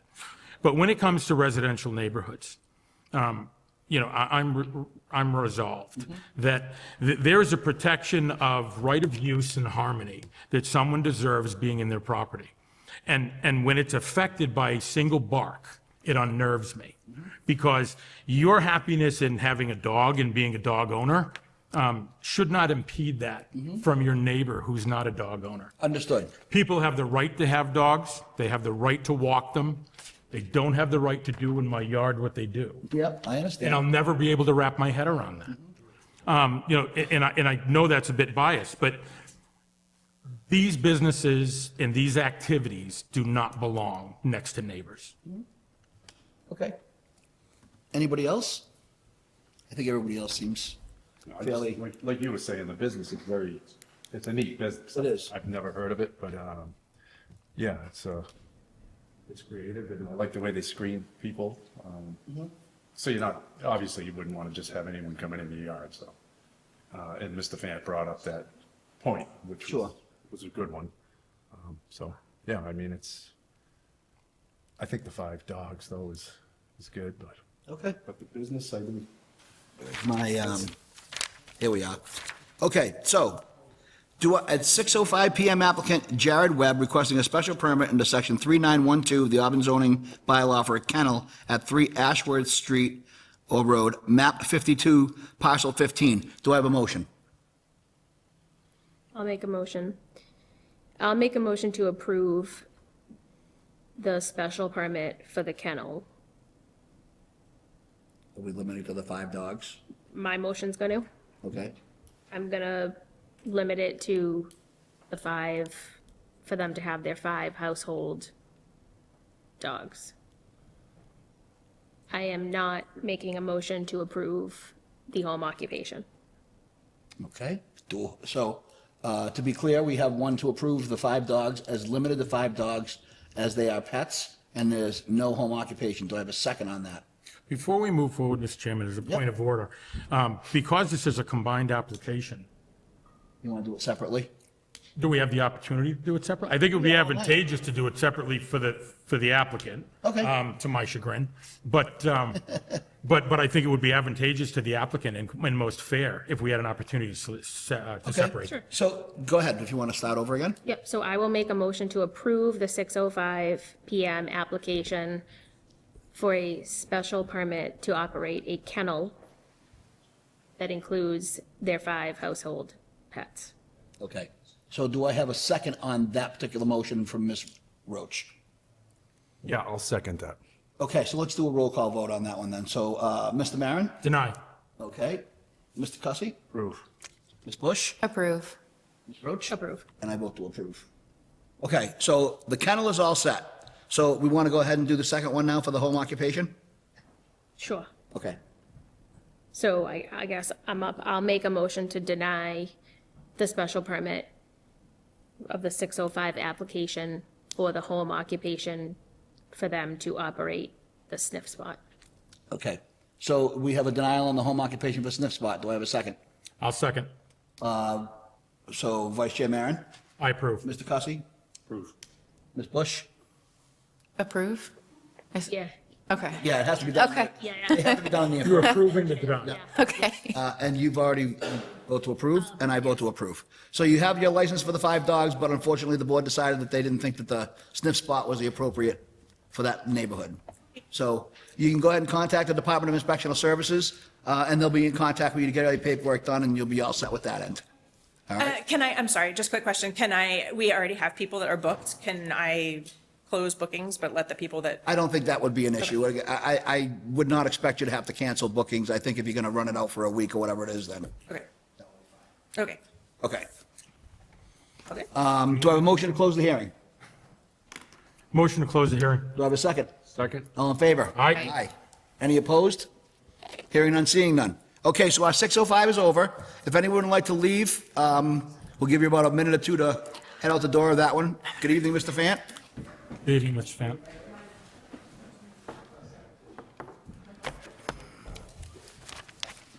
Yeah, so, to be clear, they're publishing books on the printer. So I run downstairs and I scan it and everything was good. And then I made copies. Boop, boop, boop, boop, and everything was good. And I brought them upstairs. And actually, the initial one was the original contract that I gave that had the kennel. Then I made the second copy. Then I made the other copies, and the thing got stuck in the drum. And you have no way of knowing. Right, you So don't. when I brought it up and I gave him a copy for him, he goes, my kennel thing. He's looking, and I go, what? No, I remember seeing it. And I'm like, ah. And then I looked in the scanner and I opened it up, and there it was. It was in the one that I scanned, and it was in the one downstairs. So I'm like, I know, huh? I think we have to get you guys your own copy machine is what we got to do. you just stick to cars, my friend. All right. Yeah, Mr. Fallon, I feel compelled to share. Look, you are extremely good at what you do. And so I'm not I wear many looking, hats, to be not on looking record. to, many hats, not looking to call you out for And that. I do appreciate I Dan's wanted- sentiments because I like Dan. He's a I good wanted, man. yeah, no, I wanted clarification for what we had on our application that seemed singular Important. to It's me. very important It to seemed get- singular to me, and I didn't want to misstep on a process that we would have to pay for in some kind of process issue after the fact. But you're very good at what you do. So no need. Yeah. Yeah. Okay, so Thank you, Mr. Head. we have a 6:10 PM applicant, Mast Futures LLC, requesting a special permit under section 3912 of the Auburn zoning bylaw. Now, again, before I begin this particular hearing this evening, there was some typographical errors. And if you'll notice, it says the 6:10 PM applicant, Mast Futures LLC, requesting a special permit under section 3912 of the Auburn zoning bylaw. And then it goes on to say for a kennel at 3 Ashworth Street Road, map 52, parcel 15, which is incorrect because the kennel for 3 Ashworth Road was the 6:05 PM hearing. So as a result, after consultation with the town, we want to make sure that we did things correctly, and we're going to postpone this hearing until next month. But we are going to have a conversation with the attorney that is present from Fletcher Tilton, and we're going to go through a few things first. So I apologize for the error this evening, sir, and if you just want to go over what you need to go over. Sure. Thank you, and no apology necessary. Look, these things happen. So Todd Broder from Fletcher Tilton here on behalf of the applicant. Because we cannot have a public hearing, we obviously don't expect a vote or any action. However, since we're all here and you do have, the original application materials, we are permitted to have an informal conversation about the project and maybe walk away with any issues that we need to go resolve as projects may not come before you this informally with any frequency, but this does happen in a lot of other communities. I've never done this with Auburn, so it may be new to you, but it is permissible to have a conversation. You just are not permitted to take any action. So we would simply come back at some later point, probably your February hearing, present all of the information at that point, go through public testimony, et cetera, board comment, whatever is necessary, and, deal with a possible decision at that point. So, but I thought if there are, some of those issues that, take some time to resolve or things that we need to go address, we can go address them before we come back so we haven't wasted a lot of time. Is that fair? So it does actually. And so for the folks at home, this actual address is 615 Southbridge Street, okay? So 615 Southbridge Street, if you're familiar with the area, it is next to the Shell station, near Bentley's, near the vacant lot that would have at one time been a Lowe's that we had discussed. And then across the street from that, there is a vacant home with a 3-car garage adjacent to the side. So that, just for the folks at home, that's the property we're discussing here, is that abandoned home with the 3-car brown garage off to the side next to the Shell station. Correct. Go ahead, sir. Yep, sure. Just a couple of things in that regard. It's a little bit over 1.5 acres of a parcel. There is a decent amount of impervious cover there now. We will be before you for 2 particular special permits. One is for the use, which is classified as indoor amusement, for bylaw purposes, and a special permit for rendering more than 15% impervious in the Aquifer 2 overlay district, which, for any commercial site, 15% is a pretty low threshold. What's there right now, there's a pretty big paved field in the front of the buildings. I mean, we used to go buy Christmas trees there when they had that operation there. So it's currently about 28% or so impervious. I think some of that is maybe even more with degraded paving that had been there for a long time. So, and the proposal is 47 in a little bit impervious. So we do increase it by around 20% from what's there right now. But as you might imagine, this is an uncontrolled site with no drainage, nothing. I mean, it's just, it's what it is. It's a bunch of pavement. It was a house at one point, so. I don't mean to interrupt, but about what year that house was built? Oh, gosh. I mean, just based on the construction of it, I'm going to say it was in the 50s. It's been there my entire life. I was born in the 70s, so. That's what I mean. It's been there my whole life. It's gone back quite a ways, yeah. But so the proposal is to demolish that home, repurpose the lot, stay within really the degraded areas, because there is actually a wetland that sits off to the side on the left. It's unfortunately a wetland. What it really is drainage that comes off the Mass Pike and just gets thrown down the hill, so to speak, and it kind of lands here. So it's not, it's not maybe the wetland in the historical sense, but it is a wetland nonetheless. So we've got to stay away from that left-hand side in about the middle of the lot. The elevation goes up, so we're trying not to push too far back, because it gets pretty steep, and so this is basically built into the hill. So what's proposed is a 17,860 square foot building. 13,000 feet and change would be an indoor golf facility, simulator golf, if you're familiar. And 4,000 square feet of it it's personal storage for the owner's stuff. It's not a business, it's storage for things that they have. So the indoor golf, it's proposed to be 10 bays of golf. So if you've never been, and I know some people haven't, so it's essentially a screen that displays a golf course, and you pretend like you're playing Myrtle Beach and you're sitting in Auburn in this nice little facility with a couple of friends playing this course, which you probably never play in your life, but you get to play it on the simulator. It's great. You tee it up, you make a tee time, you show up and you play your course that you want to play. And while you're there, you might have an alcoholic beverage, because they would be seeking a liquor license. And you might have a light snack, very light. In this case, no grease traps. No, this is not a kitchen-oriented facility. This is, light snacks, just so there's right? something. Yeah, very. I like to refer to them heat and serve appetizers. Very light. Yeah. Yep. So, so there would be the bar, there would be the light service of food and 10 bays.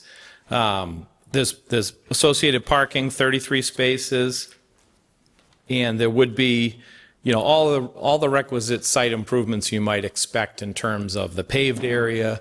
There would be drainage improvements. This would actually be an improvement because the impervious area that now is just completely uncontrolled, degraded, historical. So this would have, modern day drainage facilities involved. So again, the 2 special permits, we'd also be going to Conservation Commission because we will be in buffer zone, working within the buffer zone. But again, working within those areas which there's already been historical improvements. But we do have that process to go through. We would need to go to DOT for the curb cut. This is, Southbridge Street route, it's Route 12 there. This is DOT jurisdiction. We'll have those conversations with DOT. The curb cut is designed to really meet their standards. So they are more or less the say on the curb cut.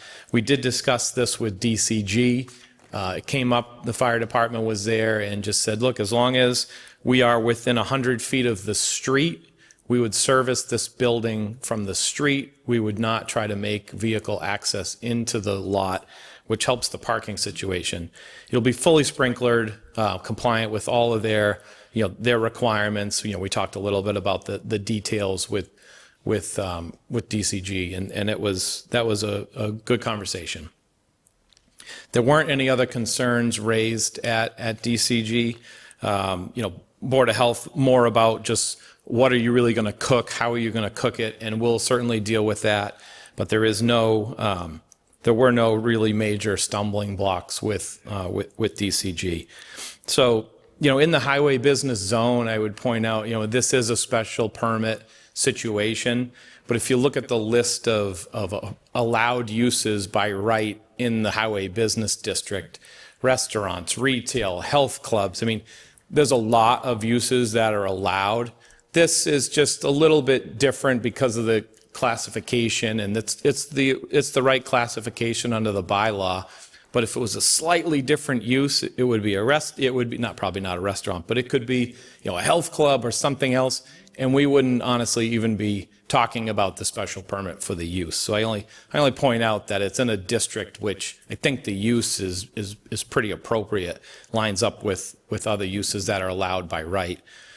We would, of course, always need the special permit because of the impervious area, so that second special permit that we talked about. I think, from my perspective, that's really what we wanted to discuss and to convey. We'll certainly come back with all the materials that we need to. I think what's in your packet, and maybe the delay helps because I didn't get my memorandum in support of the application in before the Wednesday before the meeting deadline. So now you can have that to rely upon, as well as typical, what are the criteria for the special permit, and I try to explain why we meet those. So you'll have that for your use. So yeah, I think that's the project. I think it's pretty cool, as you talked about with some of the other applications and things people were trying to do. I think this one's pretty cool. So happy to have discussion, which we are permitted to do. Certainly would love to know if there are any particular items that the board would require additional information on, because essentially what I just presented would be the presentation at the next hearing. Okay. I'm not going to bother with the butters because we're not doing a full hearing. We'll do that next month. But I just wanted to make sure that since we are hearing here, do you have any feedback that you'd like to provide? Anyone? Yeah, so you planning on staying private sewer? I'm sorry, say that again? Is this private sewer? No. So you're going to tie into? Yes. Sewer. Yes. And as far as storage, any chemicals? That's no. The storage area, or the storage in general? The storage area. No, the owners have a storage facility elsewhere, selling that property, would like to use this space for that purpose. You have to be careful with chemicals and stuff. Yep. Yep. And, yeah. Those are my questions. Ms. Bush? I'm gonna reserve for now. I was going to ask about sewer, obviously, because I always do. So thank you, Mr. Cussy, for that. I have a question in terms of if it's approved, what's the time period? Like, what is it going to take to knock the house down, get this all up? Like, how long do you think the construction happens? Do you have any idea? I don't, but I'm sure these gentlemen here who are in the audience are Mass Futures owners. They are eager to go. Had they not been delayed tonight, we'd be 30 days ahead of schedule. Sure. But yeah, as soon as possible. This is not something that is intended to be put on the shelf for a period of time. But you got to do it takes a while. You got to do the demo. You got to do the site work. You've got to outline those wetlands and make sure those are all protected, and then go with the building as soon as possible. If you're wondering if there'll be simulator golf by next winter, the answer is definitely yes. There you go. That's probably the question. That's detrimental for me, for the record. She may not be done. Was I going to ask one other thing? No. Go ahead. Thank you, Mr. Chairman. Ms. Broder, so I know you began with this at the beginning of your brief. I remember, so one, special permit because it's in the Aquifer District. Yes. And two, relief on impervious surface. One is the use, because the indoor amusement use is a special permit, and then the aquifer special permit. Okay, all right. And then you'll be asking for relief on impervious surface. Yes. On the 15%. Okay. Yes. And then the use categorically for the area. Okay. Similar to the business, Mr. Chairman, that I believe there's one of these on Route 20. Correct. Yes. Okay. I haven't frequented. I've been asked to leave golf ranges.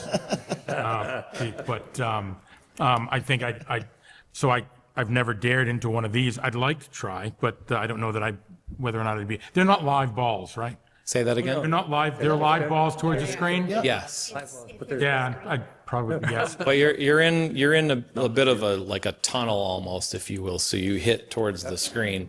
Hopefully you don't hit it backwards. Golfers hit towards the screen, which lies my complication of so unfortunately, for risk of being asked to leave, I probably wouldn't be a patron, but I do applaud the use.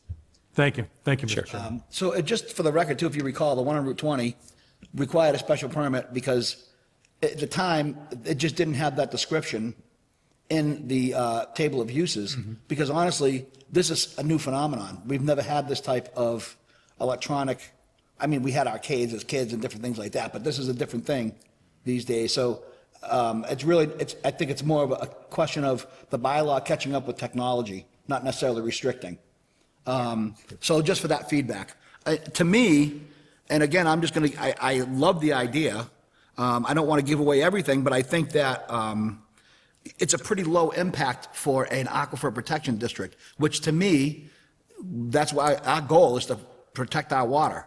So it seems like a perfect use, especially considering we know there's nothing underneath there protecting the aquifer now with the old house, the old building. And the impervious surface that's existing. So we're gaining a new business. We're giving the town something for fun entertainment, and we're protecting our aquifer. So to me, it's a net gain all around. So in case if you were looking for that feedback from my point of view, that's what I would have to offer you. Yes. For anyone who's lived in town longer than, that's been vacant for, like you said, we used to buy Christmas trees there, but that was 30 years ago. And Chris Raths was the town manager when I bought my first Christmas tree there. That's how long ago that happened. So I'm 35 years in town now. And it's an eyesore now. The Yeah. house is dilapidated, like it's just. We're fortunate there isn't squatters in there, and honestly, you know what I mean? And right next door is the golf store or whatever, and Yep. then The gym. which is new and it looks nice, and I think. And to it have fits in something with that. Next to it, nice would be.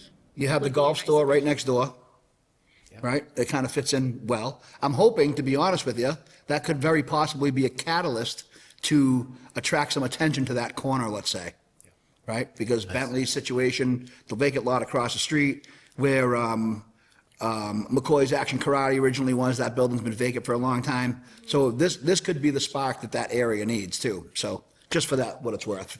I think you raise excellent points, Mr. Chairman, without tipping our hand to what the outcome would be, but you sure we can't give them a vote tonight? My only suggestion would be is probably review the signage, because we could probably do two at once, since we have time between, I'm not sure if you're going to go with standard signs, if you want to go with something additional. Yeah. You're more than welcome to do that for next month, too. Yep, okay, thank you.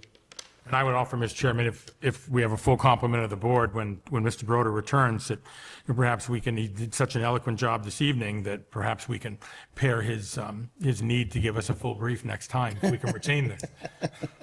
Absolutely. So, I don't think I have any of the feedback, so if you want to, we can agree to see you next month. Yes. And we'll get you on the schedule. Yep, it's perfect. Appreciate your time, appreciate you doing this. It's, We appreciate your patience, too, so thank you. Okay, We have a good no working problem. relationship. We want to continue that. Thank you. Me too. Thank you All so right, much. thanks, everybody. Thank you. Excellent. So we don't have to end that hearing, because we didn't really open it. We just had a kind of an informal discussion. And we're going to move on to our final bit of excitement this evening. So we reached a settlement agreement between the Zoning Board of Appeals and 16 Perry Place LLC regarding the proposed 40B development at 16 Perry Place. So I received a call, well, it was actually an email from our town manager earlier this week. And to her credit, she was very concerned about making sure that we were going to remain transparent through this whole process. And she asked if we could add this particular item to the agenda that I agreed to, so we could discuss the agreement with Mr. Largis, who is here. And Mr. Largis, you want to come up, you're more than welcome to, because I know you're going to have some questions. And I just want to let you know that this is, I really want to give credit to Ms. Vecchio, because this was something that was very important to her enough where she dropped what she was doing. She called me and said, can you either call Mr. Largis and go over everything with him, or would you even be considered to put this on the agenda? And I said, yeah, let's put it on the agenda, because we want to make sure that this is transparent from beginning to end. Well, So I feel like this is our opportunity for. Unfortunately, the rest of my neighbors couldn't be here, and I don't know if it's something that you might want to have Mr. Daiquiri and Mr. Downey here as well, or is this a time? No, so I had, again, this was the interest of making sure that we were doing full transparency. So I had, again, once I was given this task from my town manager, I reached out to the town side. And what I found out was I thought that the permit would have been completed and sent into the registry of deeds by now, but it has not been done to that point. So they checked with the town attorney. It is in process, but it's not done yet. So we can't discuss everything that's in there, because we don't want to jeopardize it. So we can do it again next month. In other words, what I'm saying is we can do it next month. It'll all be signed off. We'll have the full document. What is the potential date of signing? That I don't know. So we've all signed it. So this past week, we came up, had to be done by Monday at 7 PM. We signed it. It went back to, they call themselves 16 Perry Place LLC, right? So it went back to them. Now they have to go down and put it into the registry of deeds. The reason I ask you that is there's only a 20-day window. It's 10, I believe, isn't it? Right? No, for us to appeal. You mean once it's filed at the registry of deeds? Well, as soon as you sign it, we only have a 20-day window. I'm not sure if it's a calendar day or a business day. All right, so then we signed it all. Did everybody sign it Monday? Yes. You signed it Monday? You signed it Monday? Yes. So we all signed it Monday. So just an FYI, Mr. Chair, it is going to court. I would not expect anything different from you, and I'm not saying that with any type of sarcasm. I recognize that you have been a leader through the entire process from beginning to end. And I said to you numerous times, I admire your stick-to-itiveness through all of this, and you did a great job. I'm not even going to kid you. Like, I would defend my neighborhood just as much and vigorously as you did. So you have nothing to be ashamed of, and you've done a great job. And I really do mean that. I appreciate that, Mr. Chair. Thank you. And we want to make anything available to you that we can. I think that the board also did a fantastic job during this whole negotiation process of making sure that you got everything we could get for you. I would have to agree, Mr. Chair. And that I can guarantee you that we preserved your rights through this whole process. I can't disclose the language yet because I don't want to put anything in jeopardy, but when that next month, which would be February 19th is the next meeting, February 19th. that would give us more than enough time to probably have that done in the registry, and we could go over it with a fine tooth comb here if you wanted to. I'd like to hear what the assistant town manager has to Absolutely. offer. Welcome, sir. Thank you for coming in. I know you just had your own meeting. Thank you. Good evening, Mr. Chair. For the record, Paul Delaquila, Assistant Town Manager. I just want to, can't see you, Mr. Chair. Just want to clarify a couple of things. So indeed, as you know, you signed the settlement. It went back to council. It goes to it doesn't go straight to the Registry of Deeds. It goes to the Housing Adjudicating Authority. I forget the name at the moment. Then there is an appeal period. Correct. And then there is an appeal period after that. I think I'm trying to call up the email. It's not coming up right now. I thought the email I saw said a 30-day appeal, but it might be a traditional 20-day appeal. Yeah. But there is an appeal period from when the housing entity Housing Appeals Committee? releases it, or performs the action they need to undertake. And that's when the clock starts, so to speak. So not from the day the board signed. That's my understanding via the advice I got from town council. So, Mr. Town, Assistant Town Manager, my attorney was out in Boston. Just for the mic, please. Yep, sorry, Mr. Chair. My attorney was in Boston. He stopped into housing and everything, and they basically told him, beat it. You have no interest in this case, and he explained to him how he represented us, and they said, no, this is between the town and the state and the builder. Well, So they would not give any information whatsoever in this I've case. never had an experience with the State Housing Board, and I can tell you. They're not fun. And they're also not court. Like, they're not Superior Court in Worcester. They are a separate board Right. that is realistically for 40B and 40B only. Correct. So, okay, I mean, but like, so I can't tell you what your attorney can get from them and not, and I understand that frustration, but. Well, he was just looking for a timeline. Gotcha. And that's all, and they basically told him, thanks for coming, have a good day. I'm not surprised at the unwillingness to speak considering the experience we've all shared here. to be Also, Senator Moore inquired, and they basically told Senator Moore the same thing, too. It's too bad, too, because his office, I can personally tell you that his office worked diligently with us on this. I don't know what the senator got involved, I'm sure he has, but what I'm telling you is I personally spoke to people in his office who are aware of all this stuff and were constantly looking into it. I mean, for what it's worth. If I may, Mr. Chairman. You may. I agree with what's been said, but for Mr. Lodge's benefit, I'm not surprised. I mean, I'm not thrilled that your attorney couldn't get at least a time schedule or some framework information from them. But I'm not surprised because if I look at it, just from a conservative perspective, whomever they spoke to, your attorney spoke to, the lawsuit as it stood, my humble understanding is that it was between the town and the builder, right, the applicant specifically. And so given that you and the abutters and your attorney are not a named party in that, I can understand why conservatively they would shut you out of any communication from that, not disclosing anything, because it's truly within those guardrails between the town at this point in time. Right. Between the town and the applicant. If it does in fact progress, through your independent process, if that's what you intend, that's a point in time when I would expect that all of that information would be open to Mr. Lodges. So what I'm asking the town, the board, Mr. Assistant Town Manager here, I need to know the timeline for that appeal. I'm hearing 30 days, 20 days, but nobody can answer me if it's a calendar day or if it's a business day. I would not wait the 20 days, and I would submit it now. Well, that's what I'm saying. I need to get the ball rolling, but again, I need to know if it's 20 days from the day you signed it, or, the gentleman said when the state signs it. And I'm going to be honest with you as well, diplomatically so.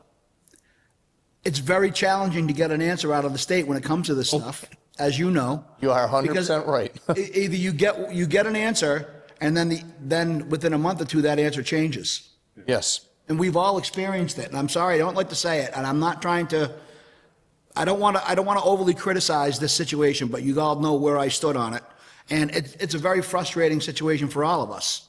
And I think, and I'm going to segue a little bit, and I think that you're very fortunate, to be honest with you, that we were able to negotiate the way we did, and we got all this done. And I'm going to explain why really quick. And I want the people at home who are concerned with Wallace Ave and Athens Street to hear me very, very carefully right now. And I'm saying that specifically because there was a couple of meetings up here, and rightfully so, the people from Wallace and Athens Street were very concerned, and they were pointing at the Board of Selectmen at the time, and they were basically saying things like, you represent us, we elected you, you need to make sure this is being taken care of. And I understand their concerns. But I also want to point them out. I want you to look up bill number 2246. I'm going to say it again, bill 2246. It's in the legislature right now, okay? And I'm going to read what it's going to offer you, what it's not going to offer you, I should say. So this is in line 27 and 28. Mr. Chair, would you mind if I record this? Please feel free. Thank you. Oh, thank you. I brought it up. So this was forwarded to me. And this is what they're going to call a mitigation measure. And this is specifically for land use, including but not limited to residential and other density increases. Hear that again, density increases. Mixed-use development and transit-oriented development. Transit-oriented development means the MBTA Communities Act. Okay, don't be fooled. Infrastructure improvement related to traffic operations included but not limited to roundabouts, reduced conflict intersections, natural systems, including but not limited to wetland restoration, reforestation, and urban green space. Now here's where it gets interesting. Regional Planning Agency, one of 13 commissions, councils, or councils of government authorized to be formed under Chapter 40B. You can take this with you. Oh, I appreciate that. And what bill was that again? This is Bill 2246. It's currently being moved through the legislature.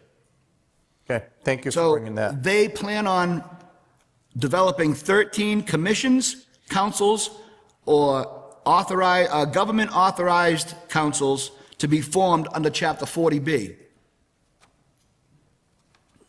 Go ahead, sir. Mr. Chair, I don't want to interrupt your train of thought there, but those entities already exist.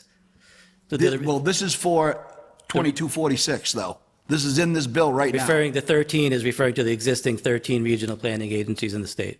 Okay, so is this validating them, or is this in addition to? Mr. Chair, I don't know what this is regarding, but I just wanted to correct the fact there. That's all. Okay, no, I understand, but I'm just letting you know that this is, again, regional planning agency for 13 commissions, councils, or councils of government authorized to be formed under Chapter 40B, and it's in Bill 2246. So my concern is, are they going to take the local authority completely away from it? And are they going to make it so it's just regional commissions that are going to decide, one commission per county? And they're going to look at each individual 40B project from a very high aerial view? Go ahead. No, that's what I'm here for to ask. Mr. Chair, this isn't on the agenda, so maybe we shouldn't be talking about it, but I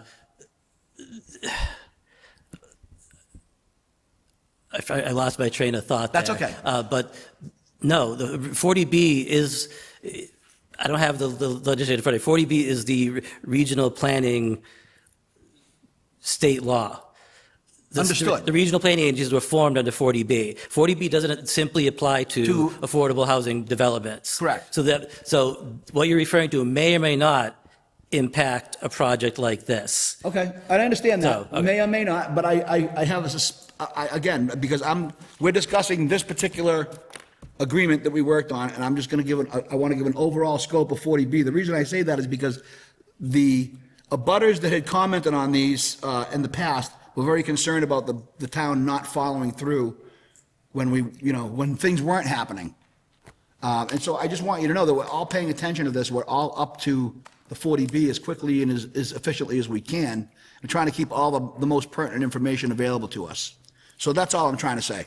But as far as the conversation goes, if you want to have individual details of the permit, once it's signed, once it's done, we can bring you back with a meeting, and we could go over the individual language with you if you'd like. I think just because my other neighbors aren't here, I really would appreciate that. Okay. If any way you can move us up to the top, though, you know, to the front, it seems like we're always the last. The reason why I put you on the last is because sometimes these take a long time. But if we can go through it relatively quickly, and we don't have a lot, we can definitely put you on the first agenda for next month. That's not a problem. It all depends, you know, if we have other applicants and we get into the hour or two of this type of discussion, that's where it gets a little hairy. Thinking with it like we did. So, but that's what I have for you right now, and I can guarantee you that your rights have been preserved. 100%. I appreciate that, Mr. Chair and the board. It's nice to know. Okay.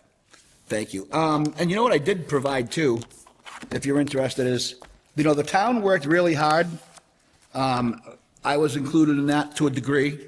But Dan Carpenter, Selectman Carpenter, took it upon himself to form a subcommittee, and they did this really awesome package. It's a handbook for towns, boards, and staff and developers, and it is a guideline for comprehensive 40B permitting.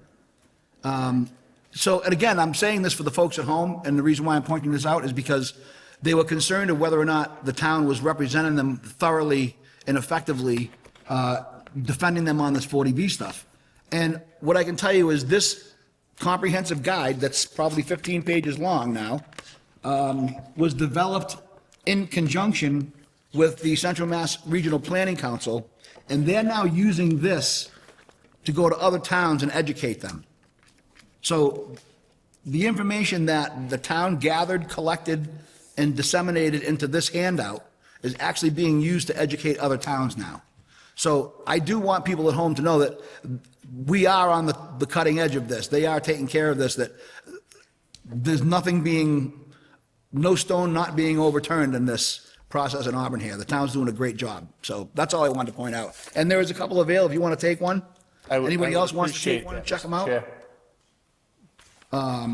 But so that's my soapbox. But hopefully, if we get it by next month, if you want to check in sometime in a couple weeks, and if they are, in fact, it's everything settled, we can put you on the agenda for next month. If there is a clarification on the appeal date, if somebody from the town. Now, can I just add, that's another thing. Can we do that? I don't really know. I'm not being a wise, but like, since we're kind of like three separate entities. So, sorry, what's your question, Mr. Chair? I was going to address Mr. Largessa's question. That's what I was saying. Like, he wants to know if you can get him the appeal date deadline. Is that something we can do because we're kind of all three separate entities, or that's something he has to pursue? In this instance, I can get that information. Okay, that's what I wanted to make sure we were doing our guidelines. Look, this guy already ain't even been here that long. I'm telling you, we did pretty good. Okay, anybody else? Do you have anything else you want to add, sir? I'm all set, sir. I think these guys are sick of hearing me and they want to go home. I'm just guessing. I'll second that. Okay, so, on to, yes, we have the minutes for December 18th, 2025. Do we have a motion to accept December 18th as submitted? Sure. We can make a motion. I'll make a motion to approve the minutes from December 18th as stated. Do I have a second? I second. All in favor? Aye. Any opposed? Hearing none, seeing none. We have no modifications, we have no new business. Hold The on. next meeting is, Mr. Chair, the agenda I looked at seemed like there was another matter on the agenda. I'm sorry? Seemed like there's another, it looks like a decision Yeah. need to be signed. Okay. We signed it. Yeah, we signed the decision. All Yep. set. Yep. Sorry, Mr. Chair, I just wanted to make sure we covered it. That was for the Douglas Bento Rodriguez requesting a special permit under section 8243 of the Auburn zoning bylaw for a food establishment on 33 Zavelle Ave. That was the decision we signed earlier. We did. We did. So that is all set. Okay. Do I have a motion to adjourn? Motion to adjourn, Mr. Chairman. Have a second? Second. All in favor? Aye. Aye. Excellent. Thank you so much.